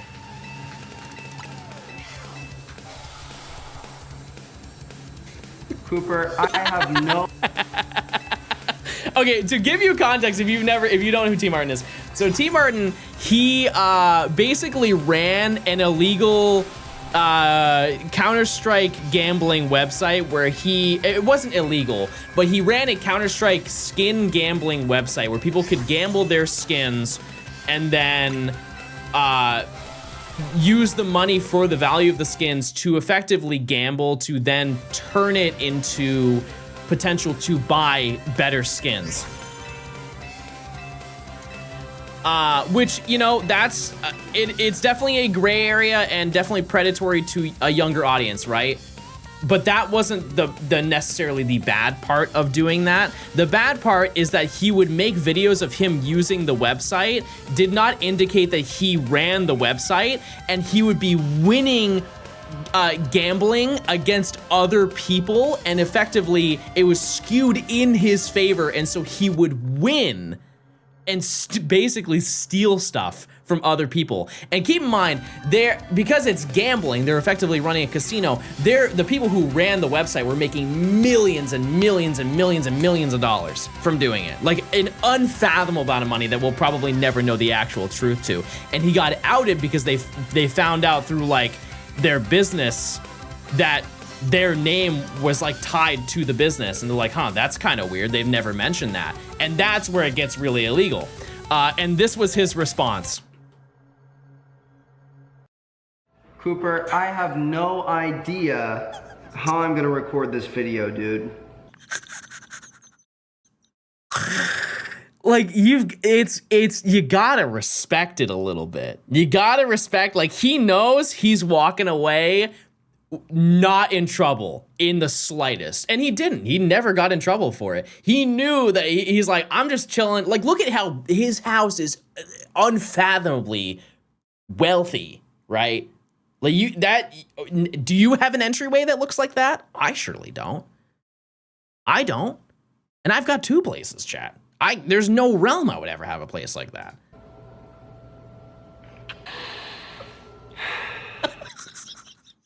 And you can imagine how the rest of this goes. I'm sure you can. But it's quite a video. It's quite a video. Anyways, did I check?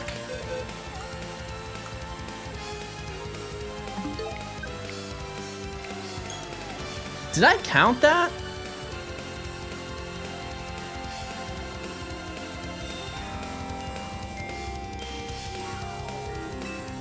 I don't know if we're at 405. I feel like we are, right?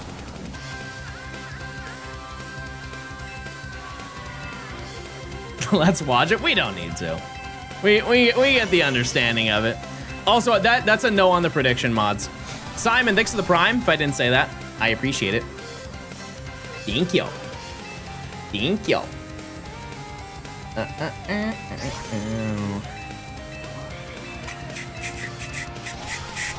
Okay, the next one is 540. 540. And here's the worst part, Chad, is I participated in that gambling. I did. I absolutely did. And I got scammed in the worst way possible. Because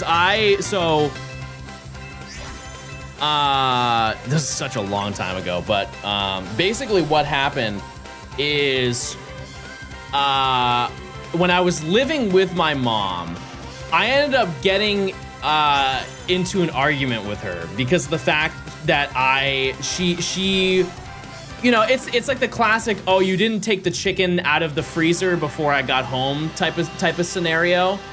And my mom was upset with me, and she's like, I asked you to do one simple thing and you didn't do it. She's like, I asked you to vacuum the bottom floor of the house and you didn't do it by the time that I got home, and I'm very disappointed in you. And I said, okay, fine, I'll do it. You know, like teenage fit type of response, right? Like, fine, I'll do it. And I went to go vacuum the basement because we had a carpet in the basement. And as I'm bringing the vacuum down the stairs, I slipped and I dropped the vacuum down the stairs, and it bashed its way all the way to the concrete on the floor. And my mom, as I'm like walking down the stairs to grab it, my mom comes over to me and she's like, oh, so now that you're mad at me that you didn't do what you're supposed to do, now you're just breaking things. And I looked at her, I'm like, no, I didn't mean, no, I dropped it. And she's like, yeah, a likely story. And I like tried to defend myself so hard, and I felt so awful that I broke her vacuum. I straight up just destroyed it. And I was like, I swear to you, it wasn't like that. Like, I just slipped and fell on the stairs. And I felt so bad that I was like, okay, well, I'm gonna buy her a new vacuum. And mind you, it was a really nice one. It was like $300, $400 or something like that. And so, you know, I grabbed my cat at the time and I was like, oh, kitty, I don't know how I'm gonna get through this one. And I got onto my computer and I went onto I was like, okay, well, I have no money. And at the time, I worked at a game store, and so I was definitely not making any money from the game store, or not enough, at least. But I had about like $100 to $150 worth of Counter-Strike skins. And I was like, okay, well, what if I gambled? What if I gambled my skins? And I entered the URL of the website wrong. Long story short, I took all of my Counter-Strike skins and I gave them to some random person and traded them to them, and they took all of them. And so what I did instead is I just took all of the money that I made from from 2 weeks of working at GameStop and gave it to my mom.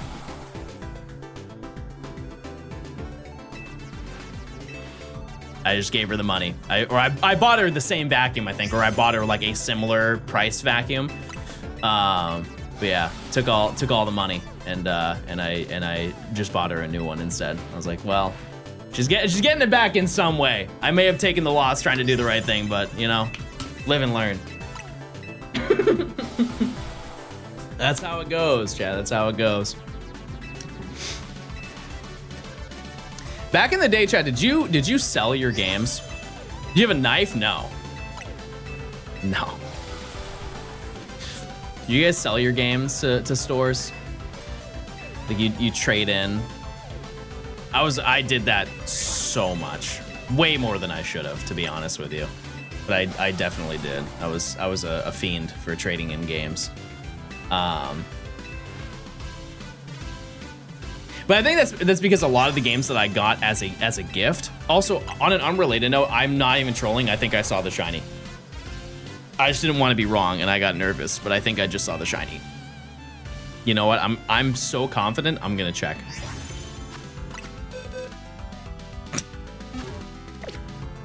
Must have been the wind. Anyways. No, I saw it. I saw it. It was there.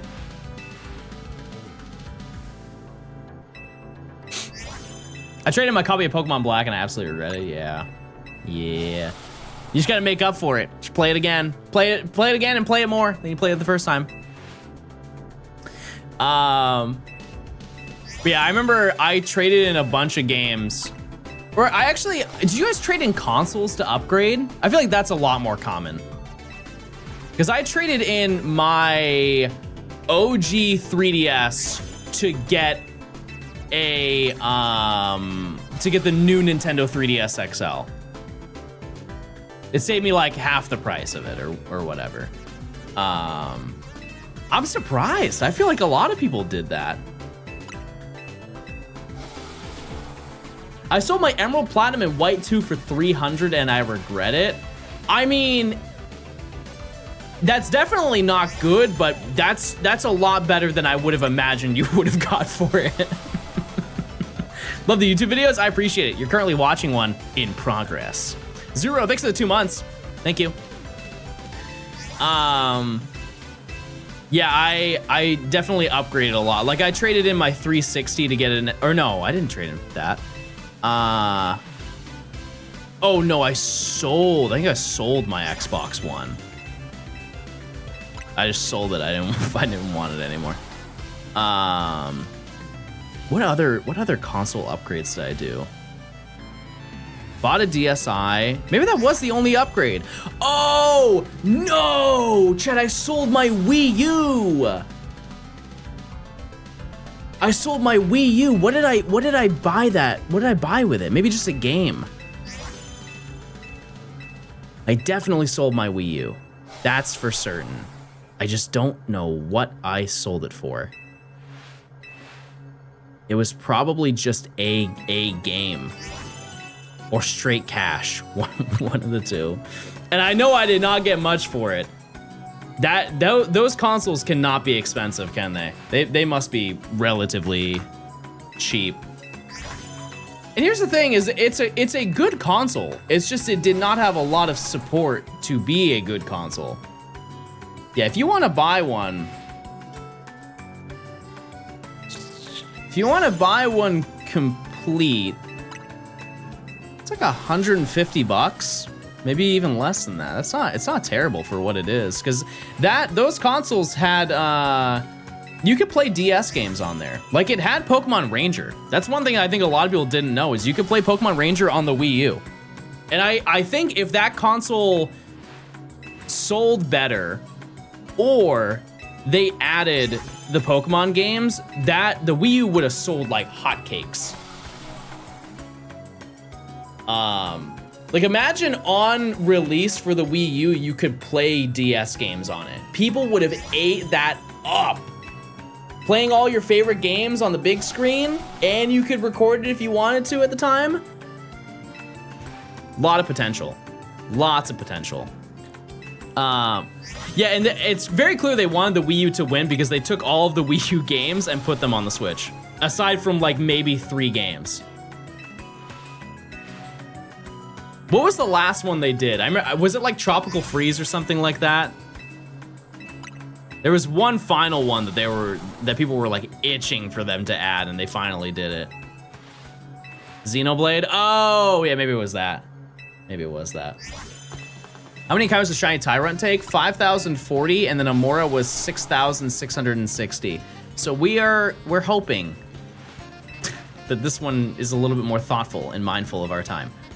I would like to get Aerodactyl within either today or tomorrow. I'm probably just gonna be hunting all day, even off stream, to get it, because I very much would like to progress a little bit. Oh yeah, it was evil. It was an evil Amora. Very, very evil Amora.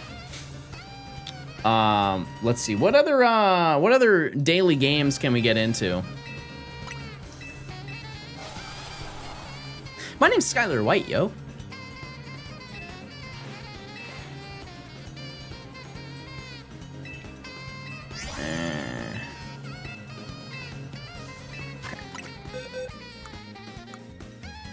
No shiny. Are you a Wordle kind of guy? I already did it today. Already made it happen, baby. Oh, we could do one round of Fortnite. Oh yeah, true. We haven't done the Scrandle today. That's a great point, Beth. Scrandle. If you don't know what Scrandle is, chat, it is basically a game where we have to choose 2 options. Which is the better grub for the better deal? Does it look better? Does it look like it tastes better? And is it a better cost? And it's between 2 stadium foods. And this is just, what do you think the population would choose more? We have our daily, and this is the one we take a vote on for tomorrow, or in the future. We have a bacon cheeseburger, and I'm just gonna do this in cute little gamer dollars. $8.50, or a pulled pork loaded chips, which is $4.75. I think we can all agree. I would be very shocked to hear anybody choosing the left side. Also, that is crazy that that's the bacon. I didn't even notice that. You guys ever seen that video? That really old animation of Donald Duck trying to feed his children, and he's cutting the bread. He gets one slice of bread and he cuts the bread, and it's like he lifts it up and it's see-through. That's what the bacon looks like. I'm choosing the pulled pork, everybody. Wasn't that Mickey? It's the same, yeah, probably the same group. Okay, we've got the Bovril. Strong enough to melt cutlery, and you can and the fork is literally bent. What is this? What is Bovril? It's beef broth? Why? Why would you just drink beef broth? With nothing? Anyways, we have half of a pizza. Kinda. That's kind of half of a pizza. It's a very odd pizza.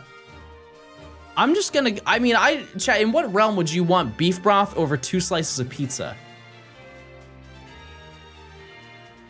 I can't imagine.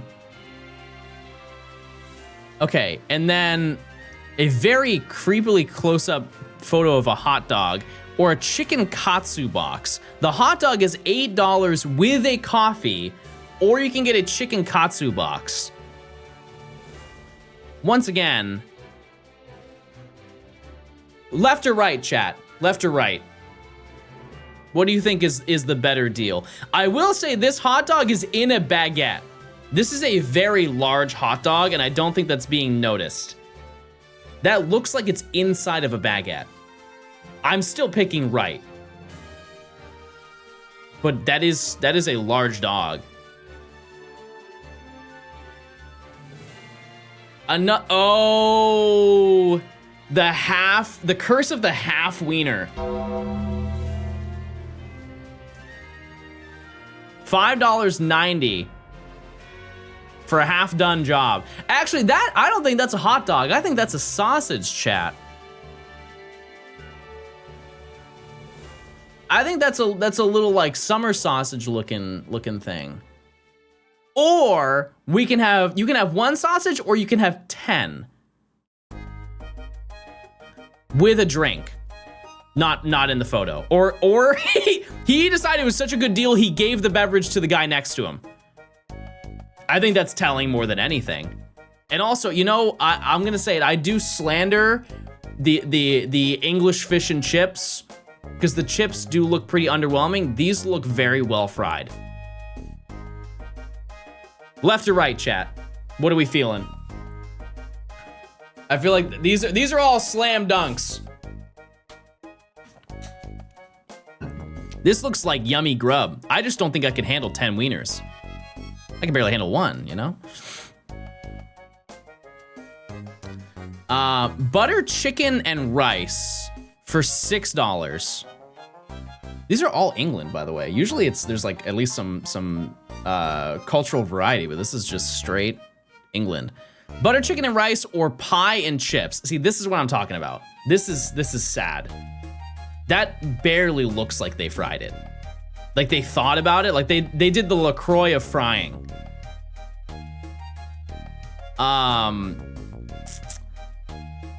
The butter chicken looks okay. Butter chicken is not meant to be presentable. It's not supposed to look good, but I think that this is probably better. Like, is this a meat pie? I'm just gonna assume this is the better one. Fair enough. Okay, a portion of chips or a Beyond sausage. I need to stress this, okay? I don't understand where the hate for vegan food comes from. Because the moment when people say Beyond sausage, they'll be like, ew, Ew, vegan food. Ew. And what? And what? The only reason I'm gonna pick the portion of chips is because it's $11.50. It's for sure going to be this because this is way more affordable than spending $11.50. But I feel like vegan food is pretty banging.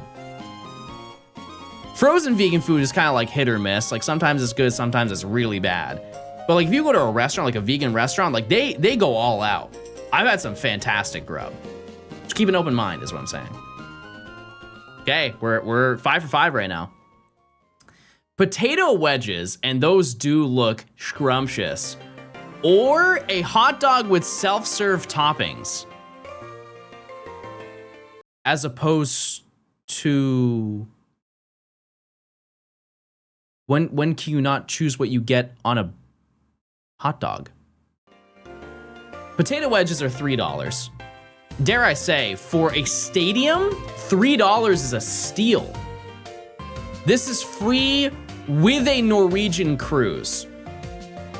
Now, this can be twisted in multiple ways, because think of it this way.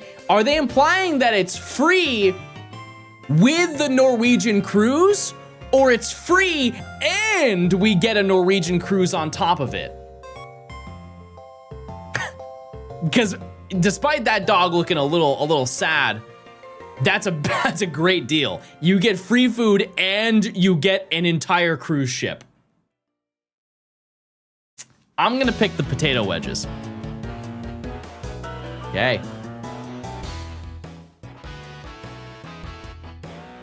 This is just bait at this point. This is just bait. Surely not. Surely we didn't get this at a game. We can have. Like maybe you found it under the bleachers and this is like the janitor. Sure. But in what realm? In what realm? And it's more. How could it be more? How could it be more than this burger? And I would like to know, $3.50 for this burger is an unbelievable deal. The lettuce looks a little sad, but that's a pretzel bun. We're forgetting that pretzel buns that's an expensive commodity right there. Very clearly. The patty looks boiled. Are you implying that you wanted the moldy one? You wanted the moldy baguette? By all means, brother, by all means. Donor meat. I'm sorry. Donor meat.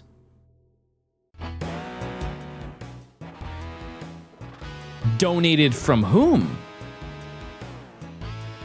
Chips and cheese pie or a pork neck in a bun? Okay, let me let me just ask you a question prior to making my decision. Can someone explain to you? I've never encountered a realm that offers pork neck. What is the ratio of fat to meat?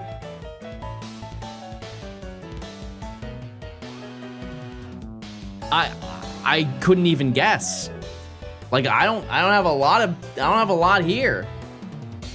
Time to check. We got 30 seconds.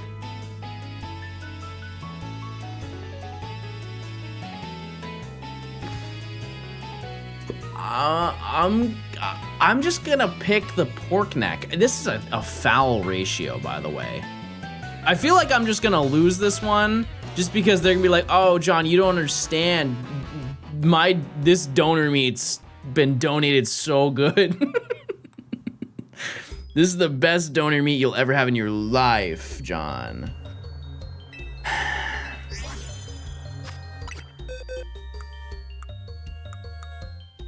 No blue wings. It's lamb.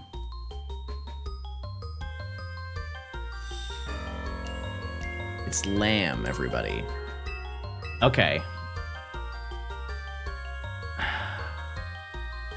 Type 1 if you've ever had pork neck. Because to be honest with you, it looks like a giant chicharron. That's what it screams to me. And we need to note some other like really small things about it. One, they're getting real like greedy with the napkins over at this stadium. And they're getting greedy with the bread, and they didn't even toast it. I might switch sides on this one, because at least like I know what lamb is. I feel like I'm just eating fat. And I don't really want to eat that at a game or in most scenarios. I'm just gonna pick this. Mods, order me some pork neck. We gotta figure this out. 60%? 60%. Nutella donuts for $6. You can't go wrong with that. And we saw this yesterday, the 2 pork belly sandwiches, which was $42.50. We have the opportunity for a run back, chat. Did you change your mind? Did you sleep on it? Was the $42 worth it for 2 pork belly sandwiches? I also just want to note one thing, chat. You get 4 egg rolls and you get chips with it. Sure. Do you see any pork belly? Like there, sure, like right there. But for $42? You know, I'm picking Nutella donuts any day of the week.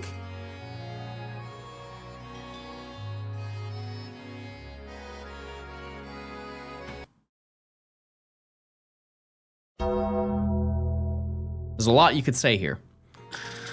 A bocadillo with ham and cheese, or more donor meat and chips.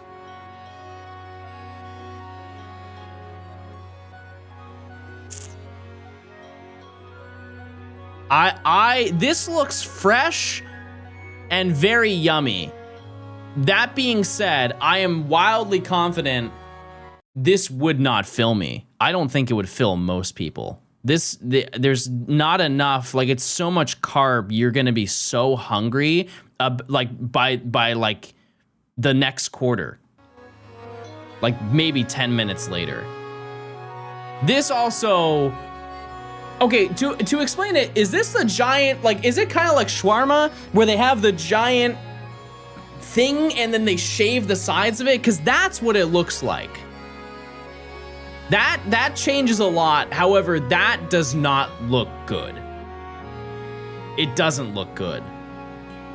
And I don't think it's ever destined to really look appetizing, but I'm getting sold on this one. Like, look at how golden crispy this baguette is. Come on now. All right. Feel pretty good about that. 9 out of 10. I don't really rock with number 8, but that's fine. I say we run a couple more. Now we're talking, baby. These are the ones that we have to yearn for here. This is actually a battle of the minds here. We've got a massive grilled hot dog for $3.30, or popcorn chicken and chips. Listen, it is $10.50, but look at this is the battle of volume here. Poggers. I honestly don't even believe that this is $3.50. I think this would be a harder sell to like decide which one you choose if this grilled hot dog was $7. Which I think this hot dog is more like 15. This is an insane bargain. But that looks good for stadium food. Sticky Korean chicken with chips. Or a Cumberland hot dog. Okay, it doesn't tell you what it is. Okay, this one actually is this is fair. I think this is based on preference. Because a Cumberland hot dog, that looks like it's grilled onions. And then cilantro on top. I've never seen that on a dog before. But imagine, that doesn't even look like a hot dog. It looks like a summer sausage. Summer sausage with ketchup, mustard, cilantro, and what seems to be grilled onions on top of it. Or sticky Korean chicken. This may be crazy because I'm a sucker for like Asian food, but this looks better to me. Oh yeah, that's probably parsley. Yeah, no, I would choose this. I think most people would choose this, but I would choose the right side. What about you, chat? What do you think? Either way, I'm happy. If I was forced to have one or the other, I wouldn't mind. I'm just giving you my reasoning. I also think that maybe the ratio here might be a little bit off.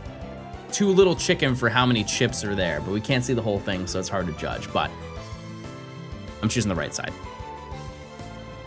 90 versus 92, so I'm not crazy for that one. Cheesy chips or food? We've got cheesy chips or food. Now, I'm gonna go out on a limb. Ooh. Okay, chat. There is actually an interference on this play. Something needs to be addressed here. We need to address the environment, okay? This person right here is eating cheesy chips on what seems to be a trash can with uncooked cheese and, we're going to assume for the best, sour cream. This man, while he may clearly seem like he is the winner here, we also need to address what he's rocking on the feet, everybody. If I'm not mistaken, those are the Jordan 1 Travis Scott Mocha Lows. We must check the MSRP on those.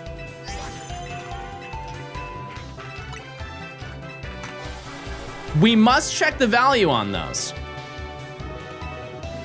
See, this is the thing that people don't consider. It does make a big difference when it comes time to you know, figure things out here, okay? As you can see, the current price, if you want to buy those, is about $2,280, and I think we should include that in the price point here. Because this is all, it's not just about grub, it's about lifestyle, everybody. It's about lifestyle. And I don't think it's fair. I don't think it's fair to not consider that in this current moment in time. You know? He's fresh, and he's proud of it. Are we eating food on a trash can, or are we going out like a baller, chat? I think we're going out like a baller. And we're right. Sausage and beer. Or cheeseburger and chips.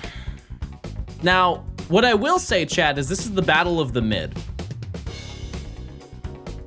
This is the battle of the mid. This all looks very average. But once again, let's just take note here.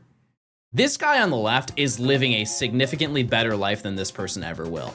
This guy is sitting with a clear view, watching the game at sunset. Golden hour gaming. A beer in the left hand.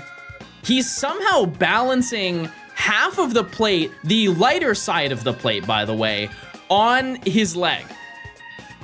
I don't know what mystical powers he has, but he is truly built different, and I don't think we're addressing that well enough. How is he levitating that food? Or maybe he's like, oh, I gotta take a picture of this, but I gotta just do it really quickly. And so he rests it down, grabs his phone, and does one of these numbers. We don't know. And while I am a fiend for a stadium cheeseburger and chips, and I don't drink beer, this is the lifestyle I want to live, you know? Golden hour stadium, front row seats to the game, mustard maxing on a big old glizzy. Sign me up. See, I know what the people want, chat. Do I want poop from a butt or loaded chicken chips? So this is $6.50. And this is $13.80. Kind of tough. That's kind of tough. You know what's even more tough? The way I find shiny Pokemon. Okay, I can only farm one day in a row, chat, but I'm gonna keep trying. I'm gonna keep trying for sure. I will. Can't stop me.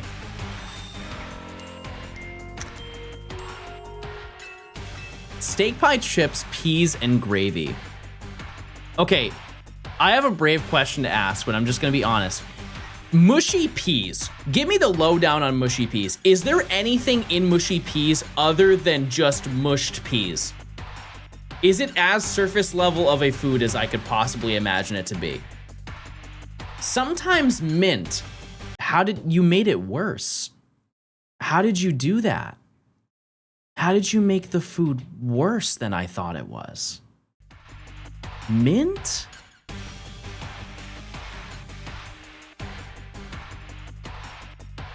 My girlfriend's dad eats peas with cream and sugar. I kind of see the vision. Listen, it doesn't, maybe, who knows? Now, here's the difficult part though, is I just don't, this is way too much money. This is way too much money. And I'm kind of like, I don't know if this is a hot take. I don't like the ratio. Yeah, Chad, this is small. It is. I think it's very misleading. This, like, that is a tiny bowl that's in. I think you guys are being enamored by the views of the stadium. That is, I don't think that's a very big bowl for $14. I'm gonna stick with this. All right. Cheeseburger or a churro filled with caramel. Now, here's the thing. You guys are not gonna like my answer. If you have been to a sporting game, this is like, that's a standard cheeseburger. It is. Like, that is what you get, a standard cheeseburger that you get at a place. If you go to a ball game, if you go to a football game, like, that is the cheeseburger you're going to get when you go there. And I would much rather have a cheeseburger at a game than a churro. Both of these are affordable for stadium standard, right? Actually, this might just be affordable in general. But that's also teeny tiny. Is a cheeseburger with nothing? Yeah, but you can go and they have little machines. You can do it. I'm picking cheeseburger, baby. 7? Surely not. To give you context for the ratio, I think I figured out how the ratio works. It's not between these two, because sometimes like this will be 90 and this will be like 93. Obviously that doesn't equal 100.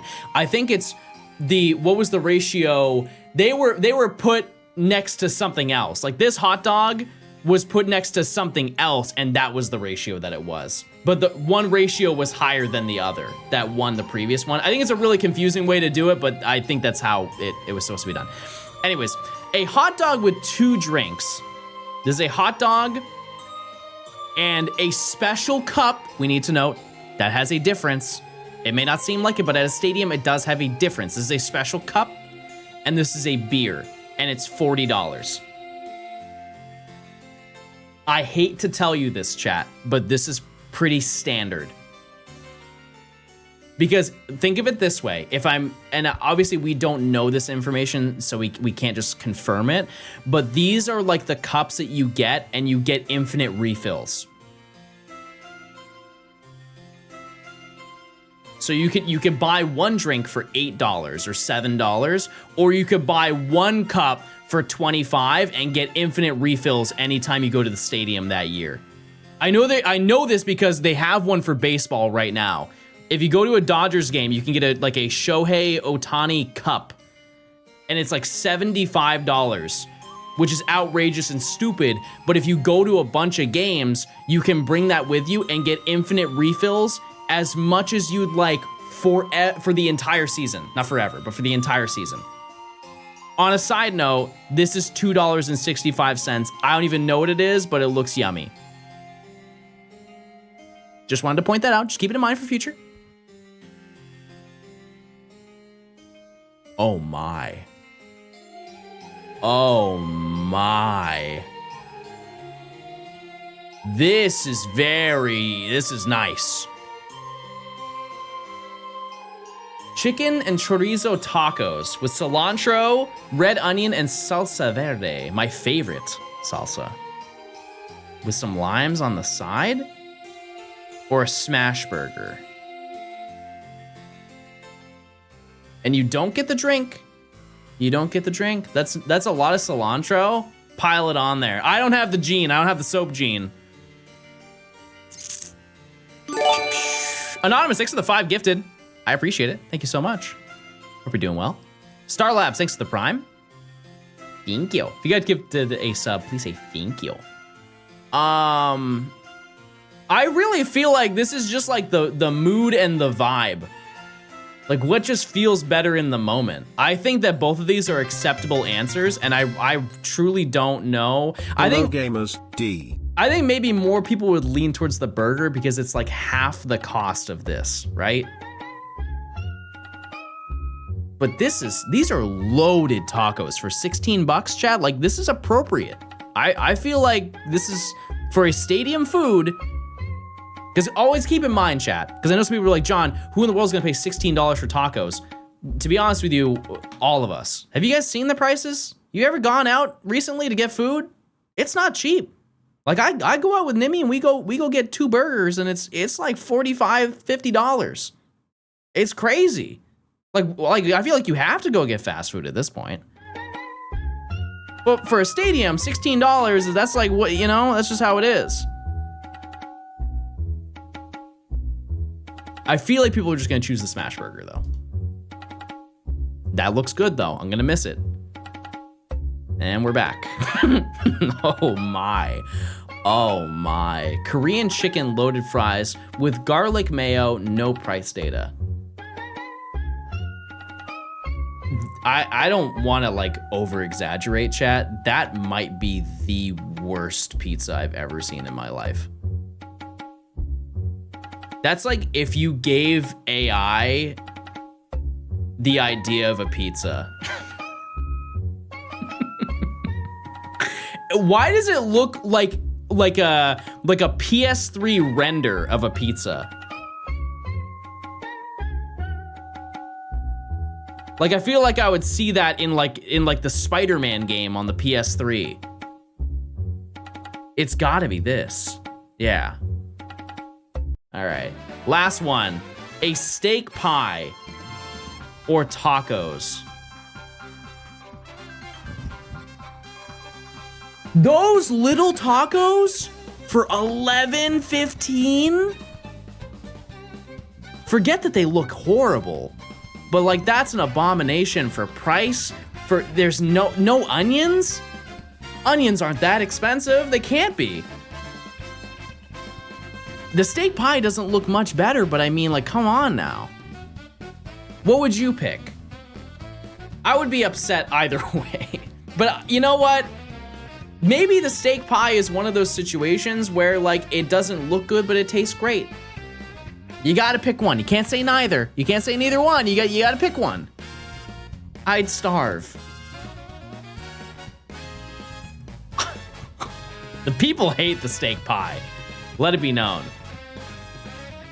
The people hate this. I don't know what this is on the screen. I feel like I'm looking at like a casino thing, like a casino screen.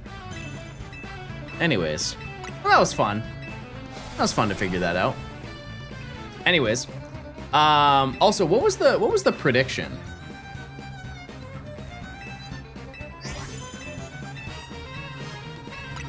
Oh yeah, we're well past 540. What the heck? All right. When we get one before, it's 675. Oh, it was already done. Do we get a shiny before 675, chat? We're also about to check anyways. When was the last time you guys went to a stadium? I just tried to drink it without taking the cap off. That's so embarrassing.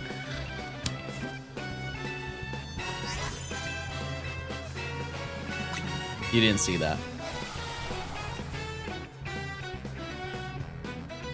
All right.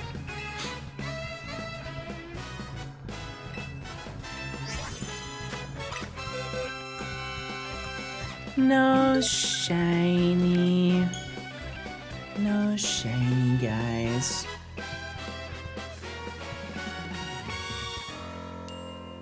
Getting more VOD uploads soon? Yeah, we are. It's just there aren't many streams that have happened since the last one. I've been doing an offline lock-in chat to try and get as many of these Pokemon as possible. And you know what? I made a lot of great progress. I have. You're right, I didn't see it. You're set to audio only. Yeah, use your points, chat. Do I get it before 675? In my heart, truly, in my heart, I believe that we can do this before 1,000 encounters. I yearn for it. And if we do, we'll just keep going, and we will... I guess I'll get the Mega Stones. We can do a little Mega Stone farming, maybe. And then... I don't know. We can go to the next section, I guess. Because I don't need to grind anything. I've already... Amora and Tyron are both over level 39. I just need to do day and night cycle to evolve them. So, yeah, that's our game plan. That's what we're doing.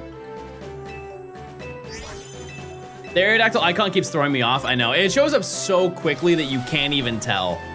You can't even tell. Any new commentary in the meantime? I mean, we can react to another video. Do you want to do that? What would we react to? I called the Pokemon Champions before my first ranked battle. Fire video. Metal Rally. Emerald decks. You know what? I haven't thought about the Emerald decks in forever. Sure, we can do that.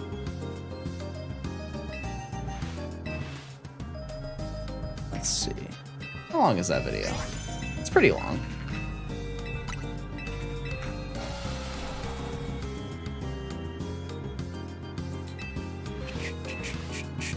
That video has 5 million views. What the heck? That is absolutely absurd. I did not know that.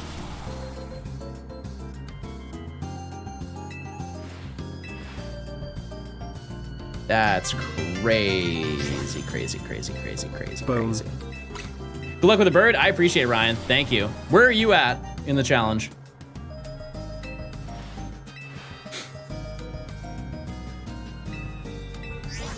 You know what's even crazier? The Shiny Mew video that I uploaded, which is almost 2 years ago, by the way. That video has 700,000 views. That's like genuinely, you know, in comparison to a lot of other videos I've uploaded on my channel, that's not like crazy, but it is insane just considering that that's just a like 10-minute video of me talking about me finding one singular shiny, where most of my videos have hundreds, literal hundreds of shinies.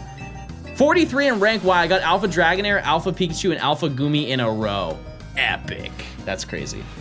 That's crazy. Hopefully your luck is better on the Foss than mine. Well, let me just test the audio. My name is John. Oh, it's way louder for this one. It's way louder for this one.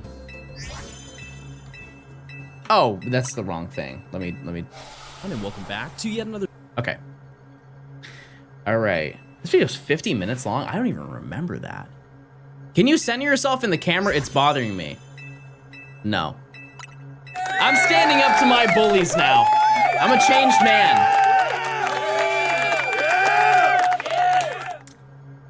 All right. Well, chat.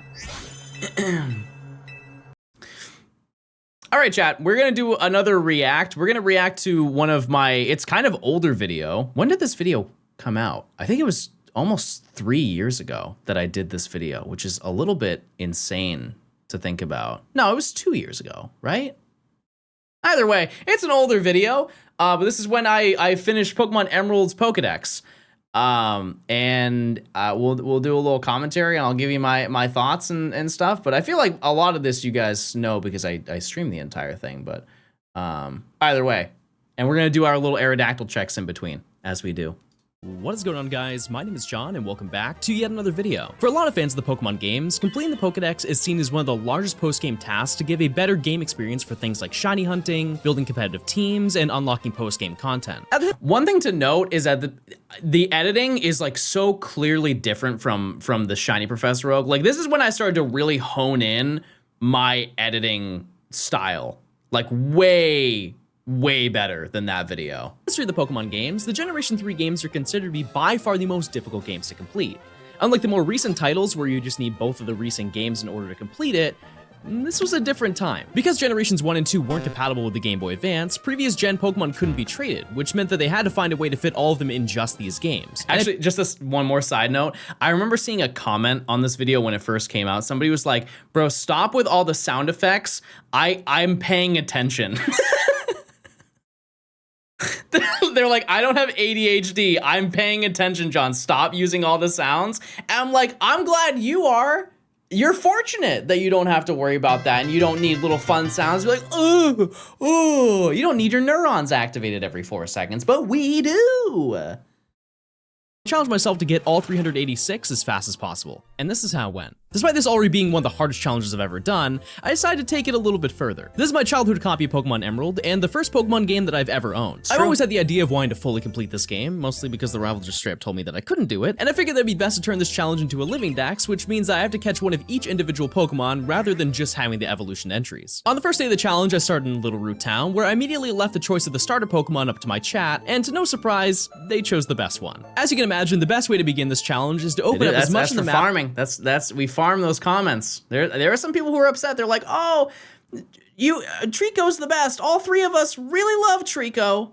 And story as you possibly can. Although I have a lot to catch in just this game alone, if I can make it far enough, I gain access to a lot more money, better balls, and stronger Pokemon to make the entire process easier. Despite that, I didn't want to end the day with 0 Pokemon, so I did spend time on each route grabbing some of the easier ones I needed. In a lot of these locations, I tried to catch more than one of each Pokemon for my living dex, but some extremely rare Pokemon like Seedot on Route 102 have a 1% encounter rate, and I figured that my chat wouldn't want me to spend 2 hours per route. By the time I reached Roxanne, I only obtained a few entries, but from here I really tried to pick things up. I managed to grab a Zubat, which may not seem like a huge deal, but adding this to my party early on will remove a lot of the tediousness that is evolving friendship evolutions, as there are 5 that need to be completed, and only 1 of them is in this game. There's also a free opportunity to spread awareness and expose the truth to Crobat's real government name. Now, a fair question you might have been asking since the start of this video is, if this is your childhood copy, why didn't you just finish it when you were younger? And although being unable to trade with myself and not having all the games was the main issue, there was another reason. We do the Battle Tower glitch? No. I mentioned earlier, this is my childhood copy of Emerald. I remember I looked on GameFAQs for Pokemon Emerald cheats, and that was one of them. I was like, ooh, let's try that. And I wanted to show my sister, so I called her into my bedroom, and I sat down on my bed, and she sat next to me. I was like, hey, I'm gonna show you this cool hack. So you save the game, go into the PC, deposit what Pokemon you want to duplicate, and then back out, and then turn off the game. For some reason, in the Battle Tower, it has like this pause before the save happens. It said, when the game goes to pause, turn off your game. And so I did it. And I remember vividly in my head, waiting for that pause. And there's like this blank screen where it pauses. And then I go, yes, it worked. And so now when I go back in the game, I should have 2 Blazikens. And I open it to seeing that it blue screened and it said that the save file was corrupted. So it had to start a new one. And my sister looked at me and she's like, that was a bad hack. I feel like I explained that story so perfectly, and it was fun to add that to the beginning of the video just to kind of give you like a storyline of what, what my real intentions were with doing this challenge. But boy, was that like, I don't really think there's anything I could possibly add to that scenario. It truly, like, that is what went down frame for frame. And I was so devastated for the rest of the day. I remember I just like sulked in my bed. I'm like, wow, what an idiot. So as you can imagine, there's 0 interest in my head towards doing any glitches to speed this challenge up, but I also like to note that this entire challenge is done on actual hardware, which comes with a cost. Now, normally I don't go over the monetary aspects of completing challenges, but this one is a different story. The current prices for the Generation 3 games are more than they've ever been before, so I think it's important to cover that in case you want to do it yourself. So as we go further in this challenge, we'll sum everything up, but let's just start with what we have. Pokemon Emerald currently sells for roughly $180. And this is why I try to bring up the fact, chat. It is, if you want to get into buying Pokemon games, the best time to buy them is today. The worst time to buy them is any day after today. Just to give you an idea as to how much these games cost. We also have to check, coincidentally. Let me pull up the number as to how much those games go for now. And mind you, this is like 2 years ago. 2 years ago. This happened, yep, March 29th of 2024 is when I did this, but it was in February of 2024. No shiny. No shiny. Okay, let me do a little goog. Okay, Pokemon Emerald. The last sold for this game, for an authentic copy, a real copy of the game, $260, chat. 260. This sold today. $260. There's another one sold for $310. There's another that sold for $260.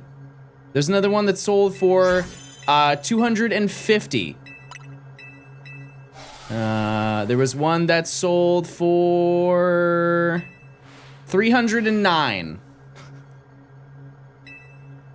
So needless to say, they are only going to go up in price.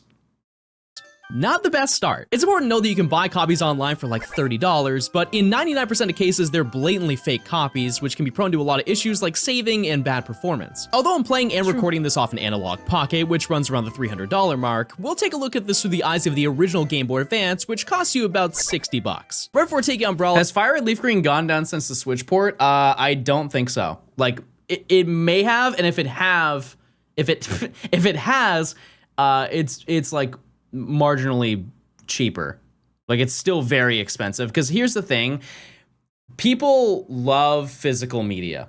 Like, we are in an era where people are very tired of dealing with like streaming services and having to own multiple, or having to purchase multiple subscriptions just to watch things that they want, only for it to be taken away like a year later after they get the membership. And being able to have physical media like through DVDs or Blu-rays or physical games is more like, long term, it's cheaper. You pay a ton of money for one Pokemon game, and then, you know, like, you don't have to worry about not being able to play it at some point in the future. And because of that, I think that the price of the games they will probably go down over time. Like, I would imagine, just because the demand will go down for a lot of those people who don't care about stuff like that, but they still will be expensive.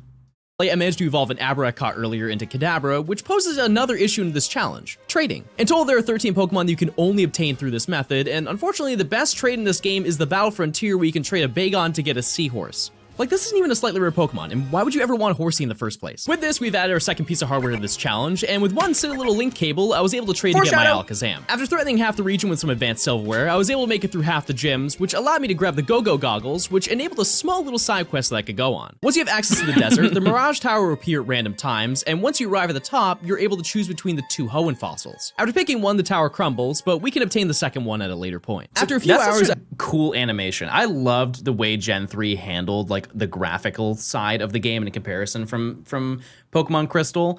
It's just genuinely very cool to see how they improved over that game. Because there's a lot of scenarios that are like that in this game, and but that's like one of the better ones. I reached just about 10% for the total dex for the challenge, and I think that was due to a few important strategies that really boosted getting a lot of rare encounters. If I find Tropius right now, I'll gift 40 billion subs.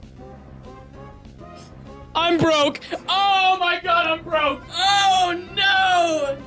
I don't have the money! After grabbing the only Castform in Gen 3, I took down Winona and finally made it to Lillicove City. Don't. By this point, I'd already obtained Surf, which basically unlocks the rest of the region, which meant that it was time to take care of something extremely important. While the route north of Rustboro was easily one of the least visited locations in the entire game, it's home to easily one of the most important items in completing the Pokedex: Kelpsie berries. By picking these berries, you're able to turn these into Pokeblocks, which is required to evolve Feebas into Milotic. While I'm not immediately jumping into grabbing the ugly fish, the first day that you start the game, all the berries are fully grown, which means that you don't have to wait, in a lot of cases, an entire entire day for them to grow back. By collecting these, I can take them to the Berry Master's house to grow more of them, but unfortunately, none of that matters any if mods you get have the this prediction, message please? appear. To a majority of the people who own this game, when you start it up, you should see that your internal battery is run dry. As a result, all day-night based events are unable to work due to the clock not being powered. Although you're still able to save your game and play normally, things like Shoal Cave's time changes and especially the berries will never grow. Fortunately, there is a fix. If you buy a new It's oh yeah, okay, so just to give you a little piece of side lore for this one,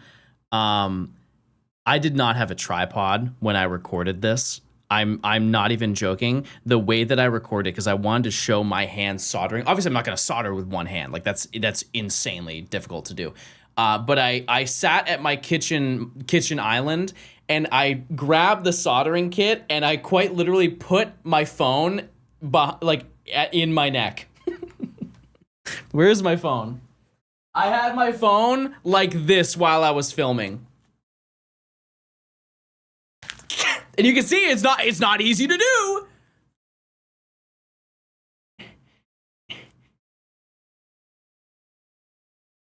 And I soldered just like this. And it was very dangerous and very irresponsible, to be honest with you. This is also just a PSA that soldering kits are very cheap and you can replace your game batteries for very, very low amounts of money. Arguably, if you need to do multiple of them, it's cheaper than going to a game store and asking them to do it for you. And to be honest with you, it's just a cool thing to learn.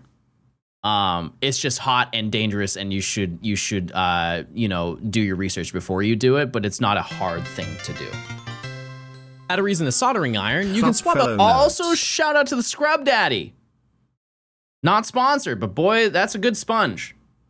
The batteries yourself. Once you get the hang of it, you can swap them in about 5 minutes, and realistically, you won't have to replace them again for about 10 to 20 years. I did want to stunt on you with the Game Boy Micro. Got it as a kid. I just had to stunt on you a little bit. If you don't know, if you've never used a Game Boy Micro, that is by far one of the best Game Boy screens you could possibly have. This all depends on how much you actually use the game in that time, but once again, this is basically a required expense for this challenge. At the end of day 1, I managed to catch 39 out of the 386 Pokemon in the dex, and spent some time off stream harvesting a few berries to ensure that I was fully prepared whenever I wanted to get my Milotic. To start the second day, I tried to progress further in the story, which did lead to a few new additions to the Pokedex, but I did manage to fully evolve Mudkip, as well as get my first friendship evolution out of the way. After making my way through the Aqua Hideout, I obtained the Master Ball, spent 2 hours losing to 2 children, and it was finally time to take on the climax of the story. Can we talk about the fact that the Master Ball in that game is easily the most like unintended part of the game? Like out of any Pokemon game, that is the hardest Master Ball to get. They don't even bring it up at any point. Like normally, if you think about like Fire Red, Leaf Green, you go to Giovanni, he's like, oh, you defeated me and took down my empire here. You can have the guy, and the guy's like, oh, you saved me, here's your Master Ball. This game, you just have to stumble across it, and it's not in a convenient location either, because you have to when you're over in what area is it? Evolve Mudkip, as well as get my first friendship evolution out of the way. After here, you come up from the top left, and then there's like this little pool that's below you. You walk like this 1-tile walkway to get over to this area that I'm in right now, and then in order to get the Master Ball, you have to go out of your way. It's not even on the way to you know, the Aqua Hideout, to the end of it. You have to take a left and go into this other maze to end up getting into a secret room that gives it to you. Like, obviously, it's good to explore in the games, but my first time playing through, I had no idea it was even there. Making my way through the Aqua Hideout, I obtained the Master Ball, spent 2 hours losing to 2 children, and it was finally time to take on the climax of the story. Upon entering Satopolis City, we find the legendaries battling in a way that seems impossible for Kyogre to lose, and release a green snake from the Sky Pillar to put an end to it. I feel like that's a flaw in the story. I know drought and all of that, but I think, honestly, the only thing that saved that story is the fact they add abilities to the game. Team storyline done, we're able to take on the File Gym Leader, but I think I have a way to make it easier. While normally it's no surprise you get the box art legendary during any playthrough of a Pokemon game, getting Rayquaza in these games is quite a bit different. Normally these Pokemon are somewhere in the 50 range, but if you're bold enough to take it on an Emerald, you can catch it at level 70 right after the event, which is— Why do you not watch videos in 2 times speed? Because I'm not mentally cooked. is wildly unfair if you can pull it off. I promised my chat that I would do a few encounters with Rayquaza to try and get a shiny, and as you'd expect, it didn't go well. It's regular Rayquaza, chat. Wait a second, it's a double battle against his shiny cousin. Oh my goodness. After only 10 minutes, I was able to catch it, and is there ever a... Oh, actually, no, the DLC. I was gonna say, has there ever been a time where you fight 2 legendaries at the same time? But that was in the DLC. That was in the DLC of Mega Dimension. You fight Latios and Latias at the same time. Spoiler. I was ready to absolutely demolish the rest of the story. Considering that nearly everything else was at least 20 levels below it, I just steamrolled through the final Why did I name gym, it that? Victory Road, and the Elite Four, and with that, I was just done with the game. That is an original team. I don't think I've ever seen somebody beat any Pokemon game with that collection of Pokemon. I would love to see it. I would love to see somebody beat the game. Like the fact that I had Alakazam and Sharpedo on the same team, so unbelievably rare. That's like shuffling a deck of cards. Like every time you shuffle a deck of cards, you were the first person to ever see that order of the cards, right? This is my deck of cards. Nearly 50 Pokemon registered and a pretty embarrassing 15 hours of gameplay, I had essentially completed the entire story of the game, which meant that it was time to get a whole bunch of Pokemon. So fun fact about right now is we had to check for Aerodactyl, but it's also important to note that if you did not know, the credits of Pokemon Emerald are tailored to the way that you played the game. So the Pokemon that appear on this screen are based on the Pokemon that you caught and registered in your Pokedex. Spoilers. I'm sorry. I'm sorry. All right, let's see. No shiny. No shiny. Yeah, can any mods, or was the prediction already done? I don't know what the prediction was. It was at 6:30, so that puts us now, oh, that was 6:75. So that puts us at 8:10 now is the next one. 8:10, he thinks. Anyways. But yeah, everybody's ending cutscene is different depending on what you caught in the Pokedex. Unless you're a speedrunner, then it's probably the same. Upon exiting our bedroom, we can see Also, there's a bunch that appear on screen, and if you do less than you're supposed to, like then what's available, it will just keep repeating the same Pokemon. It's a little bit silly. broadcast on the TV that notes. Would you like Phil's coffee? I'm going on a heckin' walk.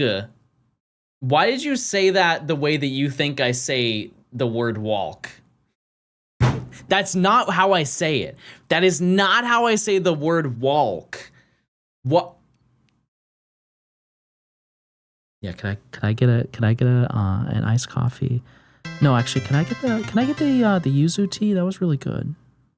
Can I get that? That'd be really, thank you. That's really sweet of you. Thank you. Of an undetermined Pokemon flying in the region. After talking with our mom, she'll basically let us choose whether we'd like to encounter Latias or Latios in our game, and after talking it over with my chat, I decided to hunt down Latias. Would I like a burrito? Oh my holy Christmas, I'm getting the big treats today, baby! Yes, please. Yes, please. Also, one thing to note about this point in the video, I feel like it's a little bit understated. I had 50 Pokemon registered in the Dex before I beat the game. Like, that's pretty good, chat. Like, that's rare. I feel like most people who play through a Pokemon game, they don't even complete the Pokedex. Forget about that. But I think a lot of people, when they play through the game, they will at maximum catch like 10, 15. And sure, I'm doing this for the video, but that's a lot of Pokemon that you can get. Encounter Latias or Latios in our game, and after talking it over with my chat, I decided to hunt down Latias. The main issue with this Pokemon is the fact that it's a roaming Pokemon, randomly jumping from different routes in the game, so tracking it down is pretty annoying, especially when we don't have the advantages of things like the marking map from Sinnoh. I cannot stress how much effort it took to just make this little graphic. And I did it in the absolute worst way you possibly could. The main issue. So let me, to give you a little breakdown of this specific thing. So the way that it works is Latias is jumping from route to route and showcasing like the places that it can jump, right? And this is keyframing. If you don't know what keyframing is, it's basically when something slides on the screen. Like, for example, chat, you're gonna become a hypothetical keyframe.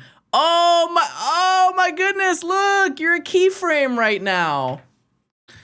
And so I did keyframe this for every single movement. But here is the big difference. Here's the big oopsie, and I'm gonna just give this to you as an educational piece if you are an editor, and you probably already knew this before me. But this yes? Yes?